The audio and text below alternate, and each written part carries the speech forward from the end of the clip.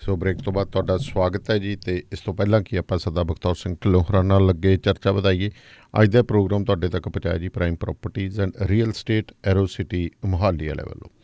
ਬਹੁਤ ਹੀ ਟਰਸਟਡ ਨੇਮ ਹੈ ਜੀ। ਤੁਹਾਡੇ ਮਨ ਦੇ ਵਿੱਚ ਜੇਕਰ ਮੋਹਾਲੀ, ਚੰਡੀਗੜ੍ਹ, ਜ਼ੀਰਕਪੁਰ, ਖਰੜ ਜਾਂ ਇਸ ਦੇ ਆਲੇ ਦੁਆਲੇ ਕਿਤੇ ਵੀ ਰੈਜ਼ੀਡੈਂਸ਼ੀਅਲ, ਕਮਰਸ਼ੀਅਲ, ਇੰਡਸਟਰੀਅਲ ਜਾਂ ਖੇਤੀ ਵਾਲੀ ਜ਼ਮੀਨ ਲੈਣਾ ਚਾਹੁੰਦੇ ਹੋ, ਫਾਰਮ ਹਾਊਸ ਬਣਾਉਣਾ ਚਾਹੁੰਦੇ ਹੋ, ਜਾਂ ਰੈਂਟਲ ਪ੍ਰੋਪਰਟੀ ਜਿਸ ਤੋਂ ਤੁਹਾਨੂੰ ਗਰੰਟਡ ਇਨਕਮ ਹੋਵੇ ਉਹ ਲੈਣਾ ਚਾਹੁੰਦੇ ਹੋ, ਸੋ ਏਅਰਪੋਰਟ ਦੇ ਆਲੇ ਦੁਆਲੇ, ਮੋਹਾਲੀ ਏਅਰਪੋਰਟ ਦੇ ਆਲੇ ਦੁਆਲੇ ਬਹੁਤ ਜ਼ਿਆਦਾ ਜਿਹੜਾ ਜੀ ਅੱਜ ਕੱਲ੍ਹ ਐਪਰੀਸ਼ੀਏਸ਼ਨ ਮਿਲ ਰਹੀ ਹੈ।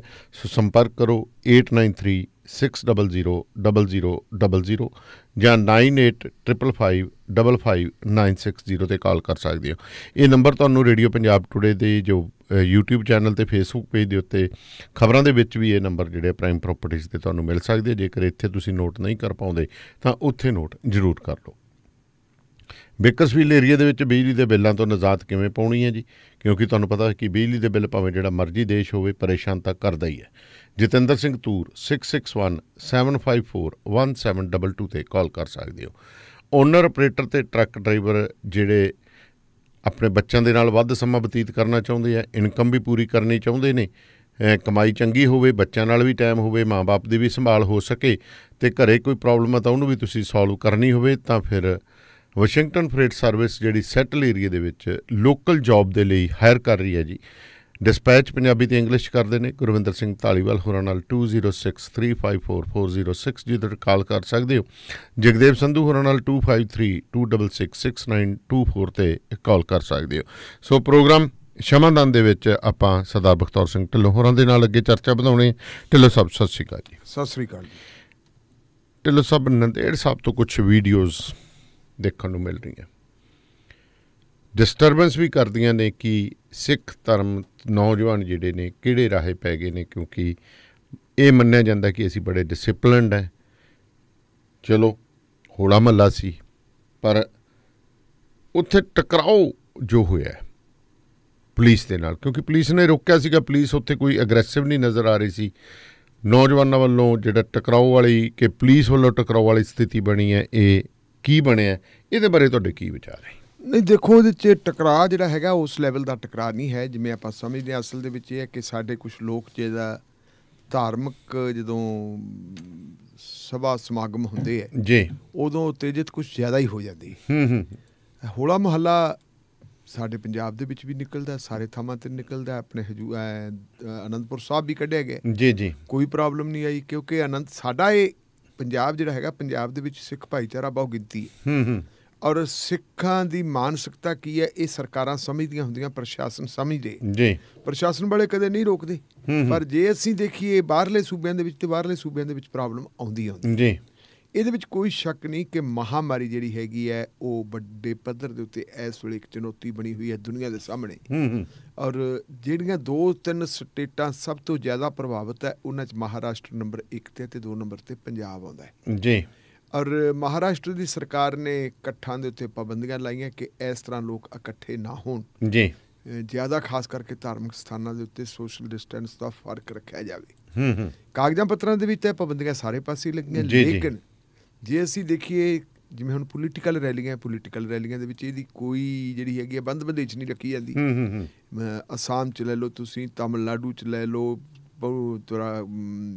ਕੀ ਆਪਣਾ ਕੇਰਲਾ 'ਚ ਲੈ ਲਓ, ਬੰਗਾਲ ਦੇ ਵਿੱਚ ਲੈ ਲਓ, ਪ੍ਰਧਾਨ ਮੰਤਰੀ ਵੀ ਰੈਲੀਆਂ ਕਰ ਰਹੇ ਆ, ਅਮਿਤ ਸ਼ਾਹ ਹੁਣੀ ਵੀ ਰੈਲੀਆਂ ਕਰ ਰਹੇ ਆ, ਕਾਂਗਰਸ ਪਾਰਟੀ ਦੇ ਪ੍ਰਧਾਨ ਜਿਹੜੇ ਰਾਹੁਲ ਗਾਂਧੀ ਉਹ ਵੀ ਰੈਲੀਆਂ ਕਰ ਰਹੇ ਆ, ਸਾਰੇ ਲੋਕ ਹੀ ਕਰਦੇ ਆ ਰੈਲੀਆਂ, ਤੇ ਰੈਲੀਆਂ ਦੇ ਵਿੱਚ ਕਿੰਨਾ ਰੱਖਿਆ ਜਾਂਦਾ ਹੈ। ਫਿਰ ਇੱਥੇ ਪ੍ਰਸ਼ਾਸਨ ਨੂੰ ਥੋੜ੍ਹਾ ਚਾਹੀਦਾ ਸੀ ਕਿ ਉਹ ਵੀ ਇਸ ਗੱਲ ਦਾ ਖਿਆਲ ਰੱਖਦੇ, ਕਿਉਂਕਿ ਭਾਵੇਂ ਇਹ ਠੀਕ ਹੈ ਸਿੱਖਾਂ ਦੀ ਗਿਣਤੀ ਉੱਥੇ ਬਹੁਤ ਹੀ ਜ਼ਿਆਦਾ ਨਹੀਂ ਹੈ ਹਜ਼ੂਰ ਸਾਹਿਬ ਦੇ ਏਰੀਏ ਦੇ ਵਿੱਚ, ਲੇਕਿਨ ਹਜ਼ੂਰ ਸਾਹਿਬ ਦਾ, ਨਾਂਦੇੜ ਸਾਹਿਬ ਦਾ ਮਹੱਤਵ ਸਿੱਖ ਇਤਿਹਾਸ ਦੇ ਵਿੱਚ ਕੀ ਹੈ ਇਹ ਘੱਟੋ ਘੱਟ ਉੱਥੋਂ ਦਾ ਪ੍ਰਸ਼ਾਸਨ ਤਾਂ ਜਾਣਦਾ ਹੀ ਹੈ, ਉੱਥੋਂ ਦੇ ਪ੍ਰਸ਼ਾਸਨ ਨੂੰ ਇਸ ਗੱਲ ਦਾ ਪਤਾ ਹੈ। ਸੋ ਜੇ ਚਲੋ ਪ੍ਰਸ਼ਾਸਨ ਨੇ ਬੰਦਸ਼ਾਂ ਲਾ ਦਿੱਤੀਆਂ ਤਾਂ ਸਾਡੇ ਭਾਈਚਾਰੇ ਨੂੰ ਵੀ ਚਾਹੀਦਾ ਸੀ ਕਿ ਉਤੇਜਿਤ ਨਾ ਹੁੰਦੇ ਜੀ। ਇਨਫੈਕਟ ਜੇ ਸਹੀ ਮਾਇਨੇ 'ਚ ਆਪਾਂ ਦੇਖੀਏ ਤਾਂ ਇਹ ਇੱਕ ਐਗਰੀਮੈਂਟ ਹੋਇਆ ਸੀ, ਸਮਝੌਤਾ ਹੋਇਆ ਸੀ, ਕਿਉਂਕਿ ਪ੍ਰਸ਼ਾਸਨ ਵਾਲਿਆਂ ਨੇ ਇਹ ਗੱਲ ਕਹੀ ਸੀ ਸਿੱਖ ਭਾਈਚਾਰੇ ਦੇ ਜਿਹੜੇ ਮੋਹਤਬਰ ਬੰਦੇ ਹੈ, ਜਿਹੜੀ ਮੈਨੇਜਮੈਂਟ ਹੈ ਉੱਥੇ ਦੇ ਗੁਰੂ ਘਰ ਦੀ, ਕਿ ਤੁਸੀਂ ਜਿਹੜਾ ਆਪਾਂ ਤਾਂ ਹੋਲਾ ਮਹੱਲਾ ਕਹਿ ਦਿੰਦੇ ਤੇ ਉਹ ਹੱਲਾ ਬੋਲ ਕਹਿੰਦੇ ਕਿ ਜਿਹੜਾ ਹੱਲਾ ਬੋਲ ਫੰਕਸ਼ਨ ਤੁਸੀਂ ਕਰਨਾ ਹੈ, ਫੰਕਸ਼ਨ ਤੁਸੀਂ ਅੰਦਰ ਕਰ ਲਓ ਜੀ। ਔਰ ਉਹਨਾਂ ਨੇ ਸਹਿਮਤੀ ਦੇ ਦਿੱਤੀ ਸੀ ਕਿ ਠੀਕ ਹੈ ਜੀ, ਨਿਸ਼ਾਨ ਸਾਹਿਬ ਅਸੀਂ ਲੈ ਕੇ ਗੇਟ ਤੱਕ ਆਵਾਂਗੇ ਤੇ ਗੇਟ ਤੋਂ ਵਾਪਸ ਚਲੇ ਜਾਵਾਂਗੇ।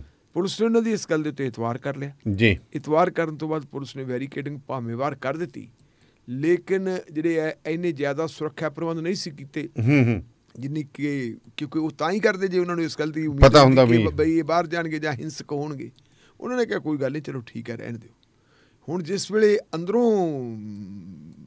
ਨਿਸ਼ਾਨ ਸਾਹਿਬ ਲੈ ਕੇ ਨਿਕਲੇ ਤੇ ਗੇਟ ਤੇ ਆ ਗਏ, ਗੇਟ ਦੇ ਉੱਤੇ ਆ ਕੇ ਉਹਨਾਂ ਨੇ ਜਿੱਦ ਕੀਤੀ ਕਿ ਅਸੀਂ ਬਾਹਰ ਜਾਵਾਂਗੇ। ਪੁਲਿਸ ਨੇ ਕਿਹਾ ਨਹੀਂ, ਇਸ ਤਰ੍ਹਾਂ ਨਹੀਂ, ਤੁਸੀਂ ਪਹਿਲਾਂ ਹੀ ਸਾਡੇ ਨਾਲ ਇਹ ਪ੍ਰੋਮਿਸ ਕੀਤਾ ਵਾ। ਉਹਨਾਂ ਨੇ ਉੱਥੇ ਜਿਹੜੀ ਹੈਗੀ ਆ ਰੋਕ ਲਾਤੀ। ਰੋਕ ਲਾਉਣ ਤੋਂ ਬਾਅਦ ਫਿਰ ਹੋਇਆ ਕੀ ਜੀ, ਉਹਦੇ ਉਤੇਜਿਤ ਹੋਏ ਸਿੰਘ ਪੈ ਨਿਕਲੇ ਔਰ ਪਏ ਕਿਸ ਢੰਗ ਦੇ ਨਾਲ ਕਿ ਜਿਹਦੇ ਹੱਥ 'ਚ ਡੰਡਾ, ਜਿਹਦੇ ਹੱਥ 'ਚ ਡਾਂਗ ਹੈ, ਪੁਲਿਸ ਵਾਲੀ ਮੂਹਰੇ ਤੇ ਪੁਲਿਸ ਨੂੰ ਕੁੱਟਣ ਲੱਗੇ। ਹਾਲਤ ਇੱਥੋਂ ਤੱਕ ਵਿਗੜ ਗਈ ਕਿ ਕਈਆਂ ਨੇ ਕਿਰਪਾਨਾਂ ਵੀ ਕੱਢ ਲਈਆਂ, ਕੁਝ ਪੁਲਿਸ ਮੁਲਾਜ਼ਮ ਜ਼ਖਮੀ ਹੋ ਗਏ। ਜ਼ਖਮੀ ਹੋਣ ਤੋਂ ਬਾਅਦ ਚਲੋ ਕੁਮਕ ਤਾਂ ਹੋਰ ਮੰਗਾਈ ਜਾਂਦੀ ਹੈ। ਸਟੇਟ ਦੇ ਨਾਲ ਤੁਸੀਂ ਕਿਸੇ ਹੱਦ ਤੱਕ ਉਹਦਾ ਵਿਰੋਧ ਕਰ ਸਕਦੇ ਹੋ ਜੀ, ਲੇਕਿਨ ਸਟੇਟ ਦੇ ਨਾਲ ਲੜ ਕੇ ਇੱਕ ਛੋਟੀ ਗਿਣਤੀ ਦਾ ਭਾਈਚਾਰਾ ਕਦੇ ਜਿੱਤ ਪ੍ਰਾਪਤ ਨਹੀਂ ਕਰ ਸਕਦਾ। ਉਹ ਅਸੀਂ ਪਹਿਲਾਂ ਵੀ ਦੇਖਿਆ, ਉਹ ਤਾਂ ਕਿਸੇ ਨੂੰ ਹੀ ਨਹੀਂ ਕਰਨ ਦਿੰਦੇ ਜੀ, ਵੇਖਿਆ ਜੇ ਨਹੀਂ। ਚਲੋ ਕਈ ਵਾਰੀ ਹੁੰਦੀ ਹੈ ਕਿ ਜਿੱਥੇ ਕੋਈ ਇੱਕ ਧਰਮ ਦੇ ਲੋਕ ਹੋਣ, ਇੱਕ ਸੱਭਿਆਚਾਰ ਦੇ ਲੋਕ ਹੋਣ, ਸਰਕਾਰ ਤੋਂ ਅੱਕੇ ਹੋਣ, ਲੋਕ ਸਰਕਾਰ ਦੇ ਖਿਲਾਫ ਚੱਲਦੇ ਹੋਣ, ਉਦੋਂ ਕੋਈ ਮੂਵਮੈਂਟ ਹੋ ਜੇ ਤਾਂ ਹੋ ਜਾਂਦਾ। ਉਹ ਈਰਾਨ ਦੇ ਵਿੱਚ ਵੀ ਹੋਇਆ ਸੀ।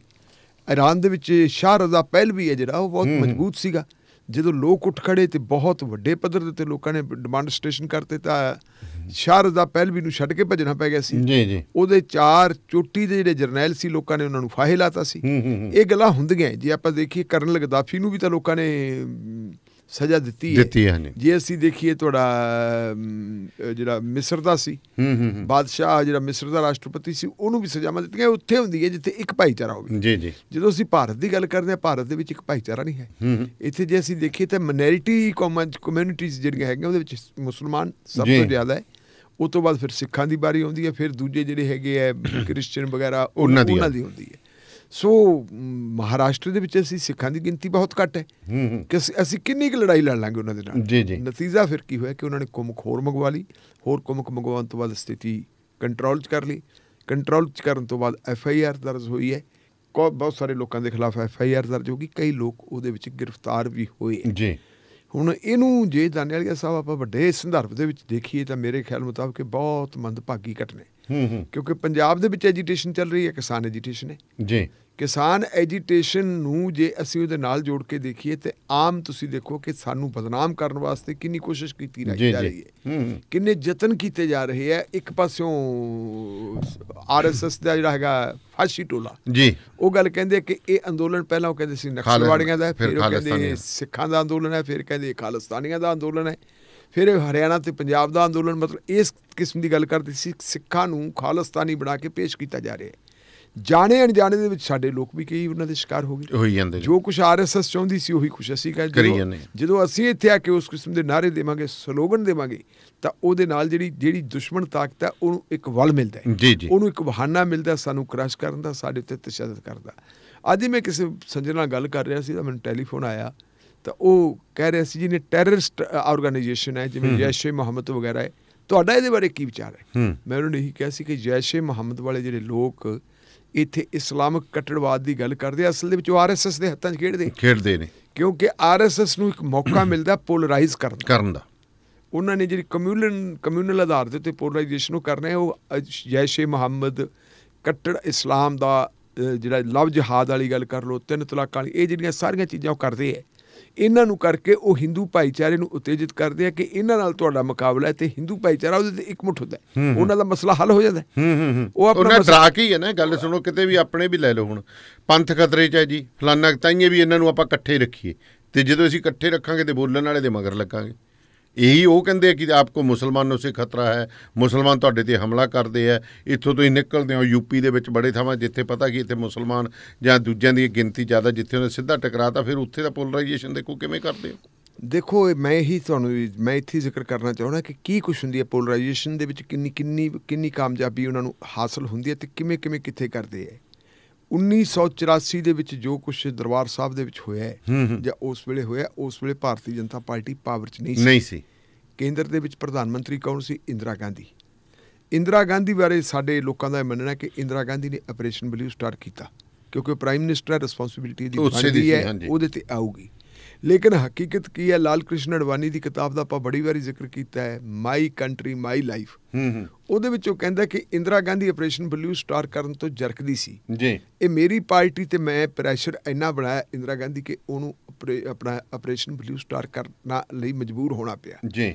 ਜੇ ਉਹ ਇੰਦਰਾ ਗਾਂਧੀ ਤੋਂ ਆਪਰੇਸ਼ਨ ਬਲੂ ਸਟਾਰ ਕਰਵਾ ਸਕਦੇ ਹੈ RSS ਵਾਲੇ BJP ਵਾਲੇ, ਮਤਲਬ ਆਪਣੀਆਂ ਯੁਕਤਾਂ ਦੇ ਨਾਲ, ਆਪਣੀਆਂ ਚਾਲਾਂ ਦੇ ਨਾਲ, ਆਪਣੀਆਂ ਕੌਨਸਪੀਰੇਸੀਜ਼ ਦੇ ਨਾਲ, ਜੀ ਜੀ, ਤਾਂ ਫਿਰ ਇਸ ਵੇਲੇ ਤਾਂ ਰਾਜ ਭਾਗ ਦੇ ਵਿੱਚ ਹੈ। ਮਹਾਰਾਸ਼ਟਰ ਦੇ ਵਿੱਚ ਬੇਸ਼ੱਕ ਉਹਨਾਂ ਦਾ ਰਾਜ ਭਾਗ ਹੈ ਨਹੀਂ, ਰਾਜ ਭਾਗ ਉਹਨਾਂ ਦਾ ਕੇਂਦਰ ਦੇ ਵਿੱਚ ਤਾਂ ਹੈ ਜੀ ਜੀ। ਤੇ ਜਿਹੜੀਆਂ ਸੂਬੇ ਦੀਆਂ ਸਰਕਾਰਾਂ, ਸੂਬਿਆਂ ਦੀਆਂ ਸਰਕਾਰਾਂ ਦੀ ਹਾਲਤ ਤਾਂ ਮਿਊਨਿਸਪੈਲਿਟੀਜ਼ ਵਰਗੀ ਹੈ। ਉਹ ਤਾਂ ਮਿਊਨਿਸਪਲ ਕਮੇਟੀਆਂ ਤੋਂ ਬਾਅਦ ਉਹਨਾਂ ਦੀ ਕੋਈ ਹੋਂਦ ਹੀ ਨਹੀਂ, ਉੱਥੇ ਜੋ ਮਰਜ਼ੀ ਇਹ ਕਰ ਸਕਦੀ ਹੈ। ਇੰਦਰਾ ਗਾਂਧੀ ਦਾ ਜਦੋਂ ਮਰਡਰ ਹੋਇਆ, ਇੰਦਰਾ ਗਾਂਧੀ ਦੇ ਮਰਡਰ ਬਾਰੇ ਦੁਨੀਆ ਜਾਣਦੀ ਹੈ ਸਾਰੀ ਜੀ ਕਿ ਉਹਨੂੰ ਕਤਲ ਕਰਨ ਵਾਲੇ ਉਹਦੇ ਦੋ ਜਿਹੜੇ ਹੈਗੇ ਅੰਗ ਰੱਖਕ ਸੀ। ਲੇਕਿਨ ਬਦਕਿਸਮਤੀ ਹੈ ਕਿ ਉਹ ਅੰਗ ਰੱਖਕ ਜਿਹੜੇ ਸਿੱਖ ਭਾਈਚਾਰੇ ਨਾਲ ਸੰਬੰਧਿਤ ਸੀ। ਜੀ ਜੀ। ਉਸ ਐਕਸ਼ਨ ਦਾ ਰਿਐਕਸ਼ਨ ਕੀ ਹੋਇਆ ਕਿ 3000 ਦੇ ਕਰੀਬ ਸਿੱਖ ਹੈ ਜਿਹੜੇ ਸਾਡੇ ਵੱਖ-ਵੱਖ ਹਿੱਸਿਆਂ 'ਚ ਦੇਸ਼ 'ਚ ਮਾਰੇ ਗਏ। ਇਹ ਲਗਭਗ ਉਹੇ ਜਿਹੀਆਂ ਪਰਿਸਥਿਤੀਆਂ ਹੋਣੇ, ਉਹੇ ਜਿਹੇ ਹਾਲਾਤ ਹੋਣੇ, ਇਹਨਾਂ ਤੋਂ ਬਚਣਾ ਚਾਹੀਦਾ ਹੈ। ਅਸੀਂ ਆਪਣਾ ਜਿਹੜਾ ਹੈਗਾ ਆਪਣੇ ਭਾਈਚਾਰੇ ਦਾ ਜੇ ਫਿਊਚਰ ਠੀਕ ਤਰੀਕੇ ਨਾਲ ਸਮਝਦੇ ਹਾਂ, ਅੱਜ ਦੇ ਜ਼ਮਾਨੇ ਦੇ ਵਿੱਚ ਉਹ ਅੰਦੋਲਨ ਕਾਮਯਾਬ ਹੁੰਦੇ ਆ, ਉਹ ਲੋਕ ਕਾਮਯਾਬ ਹੁੰਦੇ ਆ ਜਿਹੜੇ ਪੀਸਫੁਲ ਰਹਿਣ। ਜੇ ਸਾਡੇ ਸਮਝਣ ਵੀ ਫਲਾਨਾ, ਜੇ ਮੈਂ ਸਿੱਧਾ ਕਹਿੰਦਾ, ਜੇ ਬੰਦਾ ਤੁਹਾਨੂੰ ਕੋਈ ਠੱਠ ਕਰਦਾ ਉਹਦਾ ਮਤਲਬ ਇਹੀ ਹੁੰਦਾ ਵੀ ਇਹ ਫਾਹਾ ਲਵੇ ਤੇ ਸਾਡੀ ਜ਼ਿੰਦਗੀ ਚੋਂ ਨਿਕਲੇ। ਬਿਲਕੁਲ ਬਿਲਕੁਲ ਨਹੀਂ। ਸਾਡਾ ਜੇ ਹੁਣ ਕਿਸਾਨ ਅੰਦੋਲਨ ਬੁਲੰਦੀਆਂ ਤੇ ਪਹੁੰਚਿਆ ਹੋਇਆ ਸੰਸਾਰ ਦੇ ਉੱਤੇ, ਉਹਦੀ ਸ਼ਨਾਖਤ ਬਣੀ ਹੈ, ਪਛਾਣ ਬਣੀ ਹੈ, ਉਹ ਇਸ ਕਰਕੇ ਬਣੀ ਹੈ ਵੀ ਕਿਉਂਕਿ ਇਹ ਪੀਸਫੁਲ ਹੈ ਜੀ। ਇਸ ਕਰਕੇ ਜੋ ਕੁਛ ਉੱਥੇ ਹੋਇਆ ਉਹਨੂੰ ਮੈਂ ਥੋੜ੍ਹਾ ਜਿਹਾ ਹੋਰ ਵੀ ਦੇਖਣਾ ਚਾਹੁੰਦਾ, ਕਿਉਂਕਿ ਜਿਹੜਾ ਦਰਬਾਰ ਉੱਥੇ ਆਪਣਾ ਹਜ਼ੂਰ ਸਾਹਿਬ ਹੈ, ਜੀ ਜੀ, ਹਜ਼ੂਰ ਸਾਹਿਬ ਦਾ ਜਿਹੜਾ ਪ੍ਰਬੰਧ ਹੈ, ਉਹ ਪ੍ਰਬੰਧ ਦੇ ਉੱਤੇ ਵੀ ਨਿਗਾਹ ਮਾਰਨੀ ਜ਼ਰੂਰੀ ਹੈ। ਇਸ ਵੇਲੇ ਉੱਥੇ ਸਰਕਾਰ ਹੈਗੀ NCP ਦੀ, ਸ਼ਿਵ ਸੈਨਾ ਦੀ। NCP ਸ਼ਿਵ ਸੈਨਾ ਤੇ ਕਾਂਗਰਸ ਦੀ। ਮੁੱਖ ਮੰਤਰੀ ਹੈ ਸ਼ਿਵ ਸੈਨਾ ਦਾ ਉਧਵ ਠਾਕਰੇ। ਉਧਵ ਠਾਕਰੇ ਨੂੰ ਜੇ ਅਸੀਂ ਦੇਖੀਏ ਤਾਂ ਉਹ ਆਪਣੇ ਆਪ ਨੂੰ ਹਿੰਦੂਤਵ ਦਾ ਬਹੁਤ ਵੱਡਾ ਮਦਈ ਕਹਾਉਂਦਾ, ਲੇਕਿਨ ਉਦੋਂ ਜਿਹੜੀ ਪਹਿਲੀ ਸਰਕਾਰ ਸੀ, ਲੰਬਾ ਸਮਾਂ ਉੱਥੇ ਸਰਕਾਰ ਰਹੀ ਹੈ, ਉਹ ਸੀ BJP ਦੀ। ਉਹ ਦਵਿੰਦਰ ਫੜਨਵੀਸ ਉੱਥੇ ਦਾ ਮੁੱਖ ਮੰਤਰੀ ਸੀ। ਇਸ ਵੇਲੇ ਵੀ ਉਹਨਾਂ ਦੀ ਕਿਤੇ ਕਾਫੀ ਵੱਡੀ ਮਜ਼ਬੂਤ ਆਪੋਜੀਸ਼ਨ ਹੈ। ਲੇਕਿਨ ਹਜ਼ੂਰ ਸਾਹਿਬ ਦਾ ਕੰਟਰੋਲ, ਜਿਹੜਾ ਹਜ਼ੂਰ ਸਾਹਿਬ ਦਾ ਕੰਟਰੋਲ ਵਿੰਗੇ ਟੇਢੇ ਢੰਗ ਰਾਹੀਂ RSS ਦੇ ਕੰਟਰੋਲ 'ਚ ਹੈਗਾ। ਤਾਰਾ ਸਿੰਘ ਜਿਹੜੇ BJP ਦੇ MLA ਹੁੰਦੇ ਸੀ, ਇੱਕ ਵਾਰੀ ਪ੍ਰੈਜ਼ੀਡੈਂਟ ਉਹਨਾਂ ਨੂੰ ਬਣਾਤਾ ਸੀ। ਉੱਥੇ ਜਿਹੜੀ ਹੈਗੀ ਹੈ ਸਿੱਧੀ ਡਾਇਰੈਕਟ ਇਲੈਕਸ਼ਨ ਘੱਟ ਸੀਟਾਂ ਤੇ ਹੁੰਦੀ ਹੈ, ਨਾਮਜ਼ਦਗੀ ਵਾਲੀ ਹੁੰਦੀ ਹੈ, ਔਰ ਉਹ ਨਾਮਜ਼ਦਗੀ ਦੇ ਵਿੱਚ ਆਪਣੇ ਬੰਦੇ ਪਾ ਲੈਂਦੇ ਹੈ। ਹੁਣ ਇਹ ਹੈ ਕਿ ਜਿਹੜੀ ਧਿਰ ਨੇ ਕਮਿਟਮੈਂਟ ਕੀਤੀ, ਮੈਨੇਜਮੈਂਟ ਨੇ ਕਮਿਟਮੈਂਟ ਕੀਤੀ ਹੈ ਕਿ ਜੀ ਅਸੀਂ ਬਾਹਰ ਨਹੀਂ ਜਾਵਾਂਗੇ, ਉਹ ਕਮਿਟਮੈਂਟ ਵਾਲੀ ਵੀ ਗੱਲ ਦੇਖਣੀ ਪੈਣੀ ਹੈ। ਜਾਂ ਤਾਂ ਉਹਨਾਂ ਨੂੰ ਕਮਿਟਮੈਂਟ ਕਰਨੀ ਨਹੀਂ ਚਾਹੀਦੀ ਸੀ, ਉਹਨਾਂ ਨੇ ਲੋਕਾਂ ਦਾ ਵੇਖਣਾ ਸੀ ਕਿ ਲੋਕ ਚਾਹੁੰਦੇ ਆ ਕਿ ਬਾਹਰ ਜਾਣ। ਉਹਨਾਂ ਨੇ ਸਿੱਧੀ ਗੱਲ ਸਪਸ਼ਟ ਕਹਿ ਦੇਣੀ ਚਾਹੀਦੀ ਸੀ ਪ੍ਰਸ਼ਾਸਨ ਨੂੰ ਕਿ ਜੀ ਤਾਂ ਲੋਕ ਬਾਹਰ ਜਾਣਗੇ, ਅਸੀਂ ਜਾਣਾ ਚਾਹੁੰਦੇ। ਨਹੀਂ ਤਾਂ ਫਿਰ ਉਹਨਾਂ ਨੂੰ ਸਖਤੀ ਦੇ ਨਾਲ ਗੱਲ ਕਹਿਣਾ ਚਾਹੀਦੀ ਸੀ, ਭਾਈ ਅਸੀਂ ਇਹ ਗੱਲ ਨਹੀਂ ਕਰਨੀ। ਪਰ ਕਈ ਵਾਰੀ ਕਿਉਂਕਿ ਹੁਣ ਇਸ ਚੀਜ਼ ਨੂੰ ਏਜੰਸੀਆਂ ਪਤਾ ਨਹੀਂ ਕਿੱਥੇ ਕੀ ਕਰ ਰਹੀਆਂ, ਪੰਜਾਬ ਦੇ ਅੰਦੋਲਨ ਨੂੰ ਬਦਨਾਮ ਕਰਨ ਵਾਸਤੇ ਕਿ ਸਿੱਖ ਤਾਂ ਥਾਂ ਥਾਂ ਤੇ ਗੜਬੜ ਕਰਦੇ। ਜੀ ਜੀ, ਇਹ ਗੱਲ ਵੀ ਕੀਤੀ ਜਾ ਸਕਦੀ ਹੈ ਵੀ ਕੋਈ ਇਹਦੇ ਪਿੱਛੇ ਵੀ ਕੋਈ ਸਾਜ਼ਿਸ਼ ਹੋ ਸਕਦੀ ਹੈ ਕਿ ਉਹਨਾਂ ਨੂੰ ਉਤੇਜਿਤ ਕਰ ਦਿਓ, ਉਹਨਾਂ ਨੂੰ ਇੱਕ ਮੌਕਾ ਇਸ ਤਰ੍ਹਾਂ ਮੁਹੱਈਆ ਕਰਵਾ ਦਿਓ।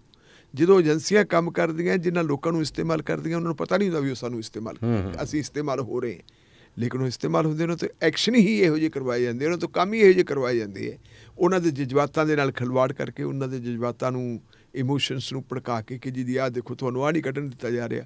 ਜਦੋਂ ਸਾਡਾ ਮਤਲਬ ਹੈ ਵੀ ਸਿਰ ਫੁੱਟ ਜਾਂਦਾ ਹੈ, ਬਾਅਦ ਦੇ ਵਿੱਚ ਫਿਰ ਅਸੀਂ ਸੋਚਦੇ ਹਾਂ ਕਿ ਇਸ ਤਾਂ ਭਾਈ ਸ਼ਿਕਾਰ ਹੋ ਗਏ। ਹੁਣ ਕਿੰਨੀ ਤੁਸੀਂ ਇਹ ਦੇਖੋ ਕਿ ਆਪਾਂ ਜੋ ਕੁਛ ਹੋਇਆ ਪਿਛਲੇ ਸਮੇਂ ਦੇ ਵਿੱਚ, ਉਹਦਾ ਬਾਅਦ ਦੇ ਵਿੱਚ ਜਦੋਂ ਉਹ ਹੁੰਦਾ ਵਾਪਰਦਾ ਸੀ, ਉਹਦਾ ਹਿੱਸਾ ਹੁੰਦੀ ਜੀ ਜੀ। ਬਾਅਦ ਦੇ ਵਿੱਚ ਜਦੋਂ ਅਸੀਂ ਐਨਾਲਿਸਿਸ ਕਰਦੇ ਹਾਂ ਤਾਂ ਫਿਰ ਉਦੋਂ ਕਹਿੰਦੇ ਯਾਰ ਉਹ ਤਾਂ ਗੱਲ ਗਲਤ ਹੋ ਗਈ, ਗੜਬੜ ਹੋ ਗਈ।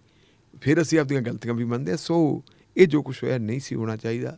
ਚਲੋ ਫਿਰ ਵੀ ਜਿਹੜਾ ਹੈਗਾ ਥੋੜ੍ਹਾ ਜਿਹਾ ਬਚਤ ਚਾਹੀਦੀ। ਚਲੋ ਤੁਸੀਂ ਇਹਦੇ ਵਿੱਚ ਇੱਕ RSS ਦਾ ਜ਼ਿਕਰ ਕੀਤਾ ਢਿੱਲੋਂ ਸਾਹਿਬ, ਉੱਥੇ ਵੀ ਸਿੱਖਾਂ ਦੇ ਸਾਡੇ ਮਸਲਿਆਂ ਦੇ ਵਿੱਚ, ਜਾਂ ਉੱਥੇ ਆਖੀਏ ਕਿ RSS ਟੇਢੇ ਢੰਗ ਦੇ ਨਾਲ ਹਜ਼ੂਰ ਸਾਹਿਬ ਦਾ ਜਿਹੜਾ ਸੰਚਾਲਨ, ਉੱਥੋਂ ਦੇ ਪ੍ਰਬੰਧ ਦਾ ਸੰਚਾਲਨ ਕਰਦੀ ਹੈ। ਸ਼੍ਰੋਮਣੀ ਕਮੇਟੀ ਨੇ ਜਰਨਲ ਹਾਊਸ ਦੇ ਵਿੱਚ ਵੀ RSS ਦੇ ਖਿਲਾਫ ਮਸਾ ਪਾਸ ਕੀਤਾ। ਇਹ ਕਿਉਂ ਕੀਤਾ ਫਿਰ ਹੁਣ ਜੀ? ਹੁਣ ਇਹੋ ਜਿਹੀ ਕੀ ਆ ਗਈ ਕਿ ਪਹਿਲਾਂ ਤਾਂ ਵੀ ਬੜੀਆਂ ਗੱਲਾਂ ਹੁੰਦੀਆਂ ਰਹੀਆਂ ਨੇ, ਇਹਦਾ ਕੀ ਕਾਰਨ ਹੋ ਸਕਦਾ? ਇਹਦਾ ਕਾਰਨ ਇਹ ਹੋ ਸਕਦਾ ਕਿ ਸਾਹਿਬ ਸ਼੍ਰੀ ਗੁਰੂ ਗ੍ਰੰਥ ਸਾਹਿਬ ਦੀ ਬੇਅਦਬੀ ਦੀਆਂ ਘਟਨਾਵਾਂ ਜੀ, ਇੱਕ। ਦੂਸਰਾ, ਡੇਰਾ ਸੱਚਾ ਸੌਦਾ ਦੇ ਮੁਖੀ ਨੂੰ ਮਾਫੀਨਾਮਾ ਦੇਣਾ ਜਾਂ ਮਾਫੀਨਾਮਾ ਦਿਵਾਉਣਾ। ਦਿਵਾਇਆ ਕਾਹਦੇ ਵਾਸਤੇ ਸੀ? ਇੱਕ ਰਾਜ ਸੀ ਲਾਹੇ ਵਾਸਤੇ, ਵੋਟਾਂ ਹਾਸਲ ਕਰਨ ਵਾਸਤੇ। ਉਹਨਾਂ ਦੇ ਸਮੁਦਾਇ, ਜੋ ਵੀ ਸੀਗੇ ਫਾਲੋਅਰ ਸੀ ਜਿਹੜੇ, ਉਹਨਾਂ ਦੀਆਂ ਵੋਟਾਂ ਲੈਣ ਵਾਸਤੇ। ਉਹਦਾ ਨਤੀਜਾ ਇਹ ਹੋਇਆ ਸੀ ਕਿ ਅਕਾਲੀ ਦਲ ਬੁਰੀ ਤਰ੍ਹਾਂ ਪਿੱਟ ਗਿਆ ਸੀ। ਤੇ ਜੇ ਅਕਾਲੀ ਦਲ ਦੀ ਪਿੱਟਣ ਦੀ ਆਪਾਂ ਗੱਲ ਕਰਦੇ ਹਾਂ ਤਾਂ ਅਕਾਲੀ ਦਲ ਦੀ ਸ਼ੁਰੂਆਤ ਜਿਹੜੀ ਹੈਗੀ ਹੈ ਬਹੁਤ ਪਹਿਲਾਂ ਹੁੰਦੀ ਹੈ 1920 'ਚ। 1920 ਤੋਂ ਬਾਅਦ ਜੇ ਆਪਾਂ ਅਕਾਲੀ ਦਲ ਦਾ ਦੇਖੀਏ, ਅਕਾਲੀ ਦਲ ਨੇ ਬੜੀਆਂ ਲੜਾਈਆਂ ਲੜੀਆਂ ਜੀ ਜੀ। ਕਦੇ ਅਕਾਲੀ ਦਲ ਨੇ ਜਿਹੜੀ ਹੈਗੀ ਆਪਣੀ ਸ਼੍ਰੋਮਣੀ ਗੁਰਦੁਆਰਾ ਪ੍ਰਬੰਧਕ ਕਮੇਟੀ ਦੇ ਬਣਨ ਤੋਂ ਪਹਿਲਾਂ ਗੁਰਦੁਆਰਾ ਸੁਧਾਰ ਲਹਿਰ ਦੇ ਵਿੱਚ ਬਹੁਤ ਵੱਡਾ ਯੋਗਦਾਨ ਸੀ। ਫਿਰ ਦੇਸ਼ ਦੀ ਆਜ਼ਾਦੀ ਦੀ ਲੜਾਈ ਦੇ ਵਿੱਚ ਵੀ ਅਕਾਲੀ ਦਲ ਦਾ ਬਹੁਤ ਵੱਡਾ ਯੋਗਦਾਨ ਜੀ। ਭਾਸ਼ਾ ਦੇ ਆਧਾਰ ਦੇ ਉੱਤੇ ਸੂਬਾ ਬਣਾਉਣ ਲਈ ਫਿਰ ਆਪਣਾ ਉਹਦੇ ਵਿੱਚ ਵੀ ਯੋਗਦਾਨ। ਇਹ ਸਾਰੀਆਂ ਗੱਲਾਂ ਆਪਦੀ ਥਾਂ 'ਤੇ ਹੈ।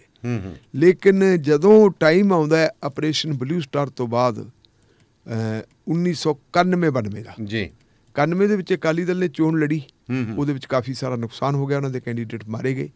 92 ਦੀ ਚੋਣ ਵੇਲੇ ਅਕਾਲੀ ਦਲ ਨੇ ਬਾਈਕਾਟ ਵੋਟਾਂ ਦਾ ਕਿਉਂ ਕੀਤਾ ਜੀ? ਇਹ ਵੀ ਇੱਕ ਸਵਾਲ ਹੈ। ਇਹ ਇੱਕ ਸਵਾਲ ਹੈ ਕਿਉਂਕਿ ਉਸ ਵੇਲੇ ਕਰਵਾਇਆ ਗਿਆ ਕਿ ਕਿਉਂ ਕੀਤਾ ਗਿਆ? ਉਸ ਵੇਲੇ ਇਹ ਹੈ ਕਿ ਉਦੋਂ ਅਕਾਲੀ ਦਲ ਜਿਹੜੀ ਹੈਗੀ, ਅੱਜ ਵਾਲਾ ਅਕਾਲੀ ਦਲ ਬੜਾ ਕਮਜ਼ੋਰ ਸੀ ਜੀ ਜੀ। ਬਾਦਲ ਅਕਾਲੀ ਦਲ ਕਮਜ਼ੋਰ ਸੀ। ਉਸ ਵੇਲੇ ਜਿਹੜਾ ਅਕਾਲੀ ਦਲ ਪਾਵਰਫੁਲ ਸੀ, ਜਿਹਨੂੰ ਲੋਕ ਫੋਲੋ ਕਰਦੇ ਸੀ, ਉਹ ਅਕਾਲੀ ਦਲ ਅੰਮ੍ਰਿਤਸਰ ਸੀ ਜੀ। ਜੇ ਉਦੋਂ ਚੋਣਾਂ ਹੋ ਜਾਂਦੀਆਂ ਤਾਂ ਡੈਫੀਨੇਟਲੀ ਅਕਾਲੀ ਦਲ ਅੰਮ੍ਰਿਤਸਰ ਦੀ ਸਰਕਾਰ ਬਣਨੀ ਸੀ। ਤੇ ਮੁੱਖ ਮੰਤਰੀ ਕਿਹਨੇ ਬਣਨਾ ਸੀ?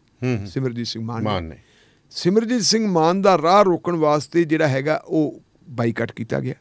ਬਾਈਕਾਟ ਜਿਨ੍ਹਾਂ ਧਿਰਾਂ ਨੇ ਕਰਵਾਇਆ ਜੀ, ਉਹ ਧਿਰਾਂ ਵੀ ਸਾਡੀਆਂ ਸਿੱਖ ਧਿਰਾਂ ਹੀ ਸੀਗੀਆਂ, ਖਾੜਕੂ ਧਿਰਾਂ ਸੀਗੀਆਂ। ਬਾਅਦ ਦੇ ਵਿੱਚ ਉਹਨਾਂ ਸਿੱਖ ਧਿਰਾਂ ਦੇ ਕੁਝ ਲੋਕਾਂ ਨੇ ਇਹ ਗੱਲ ਮੰਨੀ ਵੀ ਹੈ ਕਿ ਸਾਥੋਂ ਗਲਤੀ ਹੋ ਗਈ ਜੀ। ਗਲਤੀ ਕਿਉਂ ਹੋਈ? ਕਿਉਂਕਿ ਉਸ ਬਾਈਕਾਟ ਦਾ ਨਤੀਜਾ ਇਹ ਹੋਇਆ ਜੀ ਕਿ ਫਿਰ ਤੁਹਾਡੇ ਸਾਹਮਣੇ ਬੇਅੰਤ ਸਿੰਘ ਦੀ ਸਰਕਾਰ ਆ ਗਈ। 10% ਵੋਟਾਂ ਪਈਆਂ ਸੀ ਉਹਨੂੰ ਜੀ, 10% ਵੋਟਾਂ ਵਾਲੀ ਸਰਕਾਰ ਆ ਗਈ। ਤੇ ਉਸ ਸਰਕਾਰ ਨੇ, ਬੇਅੰਤ ਸਿੰਘ ਦੀ ਸਰਕਾਰ ਨੇ ਜਿਵੇਂ ਫਿਰ ਕਚੂਮਰ ਕੱਢਿਆ ਜੀ, ਉਹ ਆਪਣੇ ਸਭ ਦੇ ਸਾਹਮਣੇ ਪਤਾ ਹੀ ਹੈ। ਜਿੰਨਾ ਵੱਡਾ ਨੁਕਸਾਨ ਹੋਇਆ ਮਨੁੱਖਤਾ ਦਾ, ਖਾਸ ਕਰਕੇ ਸਿੱਖ ਨੌਜਵਾਨਾਂ ਦਾ, ਉਹ ਸਾਡੇ ਸਾਹਮਣੇ ਹੀ ਹੈ। 92 ਤੋਂ ਲੈ ਕੇ 95 ਤੱਕ ਬੇਅੰਤ ਸਿੰਘ ਰਹਿੰਦਾ ਹੈ ਜੀ। 95 ਦੇ ਵਿੱਚ ਬੇਅੰਤ ਸਿੰਘ ਦੀ ਮੌਤ ਹੋ ਜਾਂਦੀ ਹੈ ਔਰ ਉਹ ਤੋਂ ਬਾਅਦ ਹਰਚਰਨ ਸਿੰਘ ਬਰਾੜ ਮੁੱਖ ਮੰਤਰੀ ਬਣਦਾ ਹੈ ਜੀ। 97 ਦੇ ਵਿੱਚ ਫਿਰ ਚੋਣਾਂ ਹੁੰਦੀਆਂ। ਹੁਣ ਤੁਸੀਂ ਇਸ ਪੀਰੀਅਡ ਦੇ ਵਿੱਚ ਦੇਖੋ ਜੀ, 95-96 ਦੇ ਵਿੱਚ ਸ਼੍ਰੋਮਣੀ ਅਕਾਲੀ ਦਲ, ਜਿਹਨੂੰ ਪਹਿਲਾਂ ਇੱਕ ਸਿੱਖਾਂ ਦੀ ਧਿਰ ਕਿਹਾ ਜਾਂਦਾ ਸੀ, ਸਿੱਖਾਂ ਦੀ ਪਾਰਟੀ ਕਿਹਾ ਜਾਂਦਾ ਸੀ ਜੀ, ਉਹ ਅਕਾਲੀ ਦਲ ਪੰਜਾਬੀ ਪਾਰਟੀ ਬਣ ਗਿਆ। ਪੰਜਾਬੀ ਪਾਰਟੀ ਬਣ ਗਿਆ। ਜਦੋਂ ਪੰਜਾਬੀ ਪਾਰਟੀ ਬਣ ਗਿਆ, ਉਹਨਾਂ ਨੇ ਜਿਹੜਾ ਸਿੱਖ ਆਪਣਾ ਸੀਗਾ ਸਿਧਾਂਤਾਂ ਨੂੰ ਥੋੜਾ ਜਿਹਾ ਲਾਂਭੇ ਕਰਤਾ। ਉਹਦੇ ਵਿੱਚ ਆਪਣੇ ਅਕਾਲੀ ਦਲ ਦੇ ਵਿੱਚ ਗੈਰ ਸਿੱਖ ਵੀ ਆ ਗਏ, ਉਹਦੇ ਵਿੱਚ ਹਿੰਦੂ ਭਾਈਚਾਰੇ ਦੇ ਲੋਕ ਵੀ ਆ ਗਏ। ਮੁਸਲਮਾਨ ਤਾਂ ਖੈਰ ਪਹਿਲਾਂ ਇਕੱਲੇ ਮਲੇਰਕੋਟਲਾ ਵਾਲੇ ਸੀ, ਪਰ ਮੁਸਲਮਾਨ ਵੀ ਉਹ ਲਏ ਗਏ ਜਿਹੜੇ ਜਿਨ੍ਹਾਂ ਦਾ ਮਤਲਬ ਰਿਕਾਰਡ ਬੜਾ ਮਾੜਾ ਸੀ ਮਨੁੱਖਤਾ ਵਾਲਾ। ਸੋ ਇਹ ਚੱਲਦੇ ਤੇ 97 ਦੇ ਵਿੱਚ ਫਿਰ ਆ ਕੇ ਅਕਾਲੀ ਦਲ ਦੀ ਸਰਕਾਰ ਬਣਦੀ ਹੈ ਜੀ।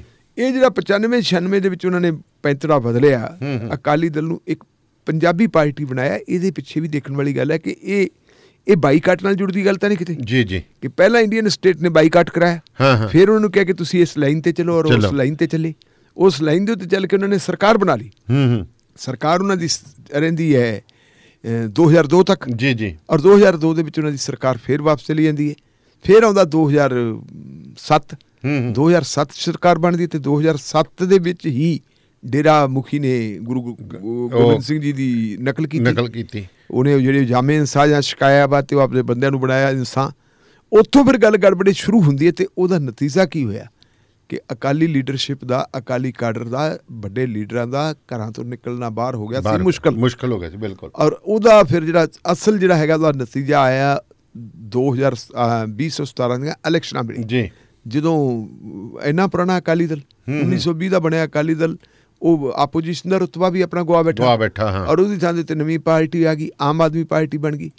ਇਹ ਜਿਹੜਾ ਹੈਗਾ ਚੱਲਣ ਤੇ ਇਹਦੇ ਚ ਨਾਲ ਹੀ ਤੁਸੀਂ ਦੇਖੋ ਕਿ ਜਦੋਂ RSS BJP ਦੇ ਨਾਲ ਸਾਂਝ ਸੀ ਜੀ, ਉਦੋਂ ਬਾਦਲ ਸਾਹਿਬ ਦੀਆਂ ਤੁਸੀਂ ਸਟੇਟਮੈਂਟ ਪੜ੍ਹ ਲਓ, ਕਿਉਂਕਿ ਸਭ ਤੋਂ ਸਾਡੇ ਸਮੇਂ ਦਾ ਸਭ ਤੋਂ ਵੱਡਾ ਲੀਡਰ ਅਕਾਲੀ ਦਲ ਦਾ ਜੇ ਸਥਾਪਿਤ ਹੋਇਆ ਤਾਂ ਪ੍ਰਕਾਸ਼ ਸਿੰਘ ਬਾਦਲ ਹੈ ਜੀ। ਪ੍ਰਕਾਸ਼ ਸਿੰਘ ਬਾਦਲ ਹਮੇਸ਼ਾ ਇਹ ਗੱਲ ਕਹਿੰਦੇ ਰਹੇ ਕਿ 9 ਮਾਸ ਦਾ ਰਿਸ਼ਤਾ ਜੀ ਸਾਡਾ, ਇਹ ਤਾਂ ਟੁੱਟ ਫੁੱਟ ਹੋ ਹੀ ਨਹੀਂ ਸਕਦੀ, ਇਹਨਾਂ ਦੇ ਅਸੀਂ ਨਾਲ ਹੀ ਰਹਾਂਗੇ। ਫਿਰ ਜਿਹੜੇ ਹੈਗੇ ਆ ਖੇਤੀ ਨਾਲ ਸੰਬੰਧਿਤ ਕਾਨੂੰਨ ਬਿਲਕੁਲ ਆ ਗਏ ਜੀ, ਖੇਤੀ ਨਾਲ ਉਦੋਂ ਵੀ ਉਹਨਾਂ ਦੀ ਵਕਾਲਤ ਕਰਦੇ ਨੇ, ਆਰਡੀਨੈਂਸਾਂ ਦੀ ਪੂਰੀ ਵਕਾਲਤ ਕੀਤੀ ਔਰ ਪੂਰੀ ਵਕਾਲਤ ਕਰਕੇ ਸਭ ਤੋਂ ਛੋਟੇ ਪਰਿਵਾਰ ਦੇ ਮਤਲਬ ਜਿਹੜੇ ਹੈਗਾ ਆਪਾਂ ਜੂਨੀਅਰ ਕਹਿ ਸਕਦੇ ਹਾਂ, ਭਾਵੇਂ ਬੀਬੀ ਹਰਸਿਮਰਤ ਕੌਰ ਕੇਂਦਰ ਦੇ ਵਿੱਚ ਵਜ਼ੀਰ ਸੀਗੇ, ਲੇਕਿਨ ਰੁਤਬੇ ਦੇ ਲਿਹਾਜ਼ ਨਾਲ ਤਾਂ ਬਾਦਲ ਪਰਿਵਾਰ ਦੇ ਵਿੱਚ ਜਿਹੜੇ ਪਾਰਲੀਮੈਂਟਰੀ ਫਰੰਟ ਤੇ ਕੰਮ ਕਰਦੇ ਜੂਨੀਅਰ ਸੀ ਜੀ। ਉਹ ਸਿਰਫ ਜਿਹੜੇ ਹੈਗੇ ਆ 2009 ਦੇ ਵਿੱਚ ਪਹਿਲੀ ਵਾਰੀ ਪਾਰਲੀਮੈਂਟ ਦੇ ਮੈਂਬਰ ਬਣਦੇ ਆ। ਉਹਨਾਂ ਤੋਂ ਲੈ ਕੇ ਵੱਡੇ ਬਾਦਲ ਸਾਹਿਬ ਤੱਕ ਸਾਰਿਆਂ ਨੇ ਇਹਨਾਂ ਕਾਨੂੰਨਾਂ ਦੀ, ਇਹਨਾਂ ਜਿਹੜੀ ਉਹ ਆਰਡੀਨੈਂਸ ਸੀ ਉਹਨਾਂ ਦੀ ਹਮਾਇਤ ਕੀਤੀ ਜੀ। ਔਰ ਉਸ ਹਮਾਇਤ ਕਰਨ ਤੋਂ ਬਾਅਦ ਜਦੋਂ ਦੇਖਿਆ ਵੀ ਇੱਥੇ ਫਿਰ ਬਹੁਤ ਵੱਡਾ ਰੋਹ ਪ੍ਰਚੰਡ ਹੋ ਗਿਆ ਜੀ, ਮਜਬੂਰੀ ਬਣ ਗਈ ਸੀ। ਫਿਰ ਇਹਨੂੰ ਅੱਜ ਤੋਂ 5 ਮਹੀਨੇ ਪਹਿਲਾਂ ਵੀ ਬੀਬੀ ਨੂੰ ਅਸਤੀਫਾ ਦੇਣਾ ਪੈ ਗਿਆ। ਅਕਾਲੀ ਦਲ ਨੇ ਤੋੜ ਵਿਛੋੜਾ ਕਰ ਲਿਆ। ਤੋੜ ਵਿਛੋੜਾ ਭਾਵੇਂ ਹੋ ਗਿਆ, ਪਰ ਕਈ ਇੱਕ ਜਿਹੜੀਆਂ ਹੈਗੀਆਂ ਉਲਝਣਾ ਤੇ ਕਈ ਵਲਗਣਾ, ਕਈ ਸਾਂਝਾ, ਉਹ ਆਪਣੀ ਥਾਂ ਦੇ ਉੱਤੇ ਨੇ। ਇਹਦੇ 'ਚ ਤੁਸੀਂ ਇਹ ਦੇਖੋ, ਤੁਸੀਂ ਯੂਪੀ ਦੀ ਮੈਂ ਤੁਹਾਨੂੰ ਮਿਸਾਲ ਦੇਣਾ, ਯੂਪੀ ਦੇ ਵਿੱਚ ਇੱਕ ਮੁਲਾਇਮ ਸਿੰਘ ਯਾਦਵਾ ਲੀਡਰ ਤੇ ਮਾਇਆਵਤੀ ਹੈ, ਉਹ ਦੋਨੇ ਕਦੇ ਇਕੱਠੇ ਹੁੰਦੇ ਸੀ ਤੇ ਫਿਰ ਬਾਅਦ ਦੇ ਵਿੱਚ ਵਿਰੋਧੀ ਵੀ ਹੋ ਜਾਂਦੇ, ਭੂਆ ਭੈਣ ਭਰਾ ਬਣ ਜਾਂਦੇ ਸੀ। ਭੈਣ ਭਰਾ ਤਾਂ ਚਲੋ ਬਣੇ ਸੀ, ਫਿਰ ਭੈਣ ਭਰਾਵਾਂ ਦੇ ਤਾਂ ਰਿਸ਼ਤਾ ਟੁੱਟ ਗਿਆ ਸੀ, ਫਿਰ ਭੂਆ ਭਤੀਜੇ ਵਾਲਾ ਰਿਸ਼ਤਾ ਵੀ ਬਣ ਗਿਆ। ਹਾਂਜੀ, ਪਰ ਜੇ ਆਪਾਂ ਦੇਖੀਏ ਸੱਤਾ ਦੀ ਦਾਅਵੇਦਾਰੀ ਤਾਂ ਉਹ ਦੋਨੇ ਤਰ੍ਹਾਂ ਕਰਦੀਆਂ ਰਹੀਆਂ ਬੀਜੇਪੀ ਤੋਂ ਪਹਿਲਾਂ ਕਦੇ ਮੁਲਾਇਮ ਸਿੰਘ ਯਾਦਵ ਤੇ ਕਦੇ ਬਹੁਜਨ ਸਮਾਜ ਪਾਰਟੀ ਦੀ ਬੀਬੀ ਮਾਇਆਵਤੀ। ਪਰ ਕਈ ਵਾਰੀ ਜਦੋਂ ਆਪਾਂ ਦੇਖਿਆ ਕੇਂਦਰ ਦੇ ਹੱਕ ਵਿੱਚ ਸਰਕਾਰ ਚਾਹੇ ਕਾਂਗਰਸ ਪਾਰਟੀ ਦੀ ਹੁੰਦੀ ਤੇ ਚਾਹੇ ਬੀਜੇਪੀ ਦੀ ਚਾਹੇ ਕੋਲੀਸ਼ਨ ਹੁੰਦੀ ਸੀ, ਦੋਨੇ ਤਰ੍ਹਾਂ ਕਦੇ ਵੀ ਕੇਂਦਰ ਦਾ ਵਿਰੋਧ ਨਹੀਂ ਸੀ ਕਰ ਸਕਦੇ। ਕਾਰਨ ਕੀ ਸੀ? ਉਹ ਪੁਰਾਣੀਆਂ ਫਾਈਲਾਂ ਚੱਕ ਲੈਂਦੇ ਸੀ, ਆ ਲਓ ਜੀ CBI ਦੀਆਂ ਕੇਸ, ED ਦੇ ਕੇਸ, ਇਨਕਮ ਟੈਕਸ ਦੇ ਕੇਸ, ਉਹਦੇ ਨਾਲ ਕੇਂਦਰ ਸਰਕਾਰ ਬਹੁਤ ਕੁਝ ਕਰ ਲੈਂਦੀ ਹੈ। ਕੇਂਦਰ ਦੇ ਸਾਹਮਣੇ ਸਟੇਟ ਵਾਲੇ ਇੱਕ ਮਿਊਨਿਸਪਲ ਕਮੇਟੀ ਵਾਲੀ ਸਥਿਤੀ। ਹਾਂ ਬਿਲਕੁਲ। ਇਹ ਹੁਣ ਜਦੋਂ ਸਾਰਾ ਕੁਝ ਹੋ ਗਿਆ, ਚਲੋ ਉਹਨਾਂ ਨੇ ਰੈਜੂਲੇਸ਼ਨ ਤਾਂ RSS ਦਾ ਪਾਸ ਕੀਤਾ, ਇਹ RSS ਦਾ ਜਿਹੜਾ ਹੈਗਾ ਉਹਦੇ ਖਿਲਾਫ ਰੈਜੂਲੇਸ਼ਨ ਪਾਸ ਕੀਤਾ ਕਿ RSS ਇਸ ਦੇਸ਼ ਨੂੰ ਹਿੰਦੂ ਰਾਸ਼ਟਰ ਬਣਾਉਣਾ ਚਾਹੁੰਦੀ ਹੈ। RSS ਜਿਹੜੀ ਹੈਗੀ ਆ ਘੱਟ ਗਿਣਤੀਆਂ ਲਈ ਘਾਤਕ ਹੈ, ਇਹ ਗੱਲ ਹੁਣ ਕਹੀ ਗਈ ਹੈ।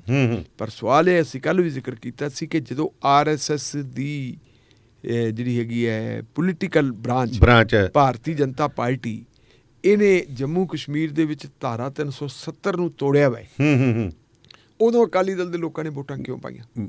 ਸਮਰਥਨ ਕੀਤਾ ਉਹਦੇ ਹੱਕ, ਜਿਹੜੇ ਕਿ ਅਸੀਂ ਮਦਈ ਮੰਨਦੇ ਸੀਗੇ ਵੀ ਸਟੇਟਾਂ ਨੂੰ ਵੱਧ ਅਧਿਕਾਰਾਂ ਦੇ, ਸਟੇਟਾਂ ਦੇ ਅਧਿਕਾਰਾਂ ਦੇ ਵੱਧ ਅਸੀਂ ਘੱਟ ਗਿਣਤੀਆਂ ਦੀ ਗੱਲ ਕਰਦੇ। ਅਨੰਦਪੁਰ ਸਾਹਿਬ ਦੇ ਰੈਜੂਲੇਸ਼ਨ ਦੀ ਗੱਲ ਕਰੀਏ, ਅਨੰਦਪੁਰ ਸਾਹਿਬ ਦੇ ਰੈਜੂਲੇਸ਼ਨ ਤੋਂ ਪਹਿਲਾਂ ਮੇਰਾ ਖਿਆਲ ਇੱਕ ਬਟਾਲਾ ਕਾਨਫਰੰਸ ਹੁੰਦੀ ਹੈ, ਅਕਾਲੀ ਕਾਨਫਰੰਸ ਪਹਿਲਾਂ ਪਿੱਛੋਂ ਹੁੰਦੀ ਹੈ।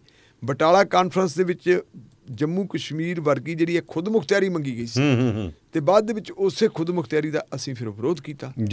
ਫਿਰ ਤੁਸੀਂ ਕਈ ਹੋਰ ਕੇਸ ਵੀ ਦੇਖੀ ਆਪਾਂ, ਮਾਬ ਲਿੰਚਿੰਗ ਹੋਈ ਹੈ, ਮਾਬ ਲਿੰਚਿੰਗ ਦਾ ਕਦੇ ਵਿਰੋਧ ਨਹੀਂ ਕੀਤਾ, ਗੱਲਾਂ ਬਾਤਾਂ ਕਰਦੇ ਰਹੇ, ਕਦੇ ਗਾਹੇ ਬਗਾਹੇ ਮਤਲਬ ਜਿਹੜੇ ਹੈਗੇ ਆ ਉਹ ਬੋਲਦੇ ਰਹੇ ਹੈ।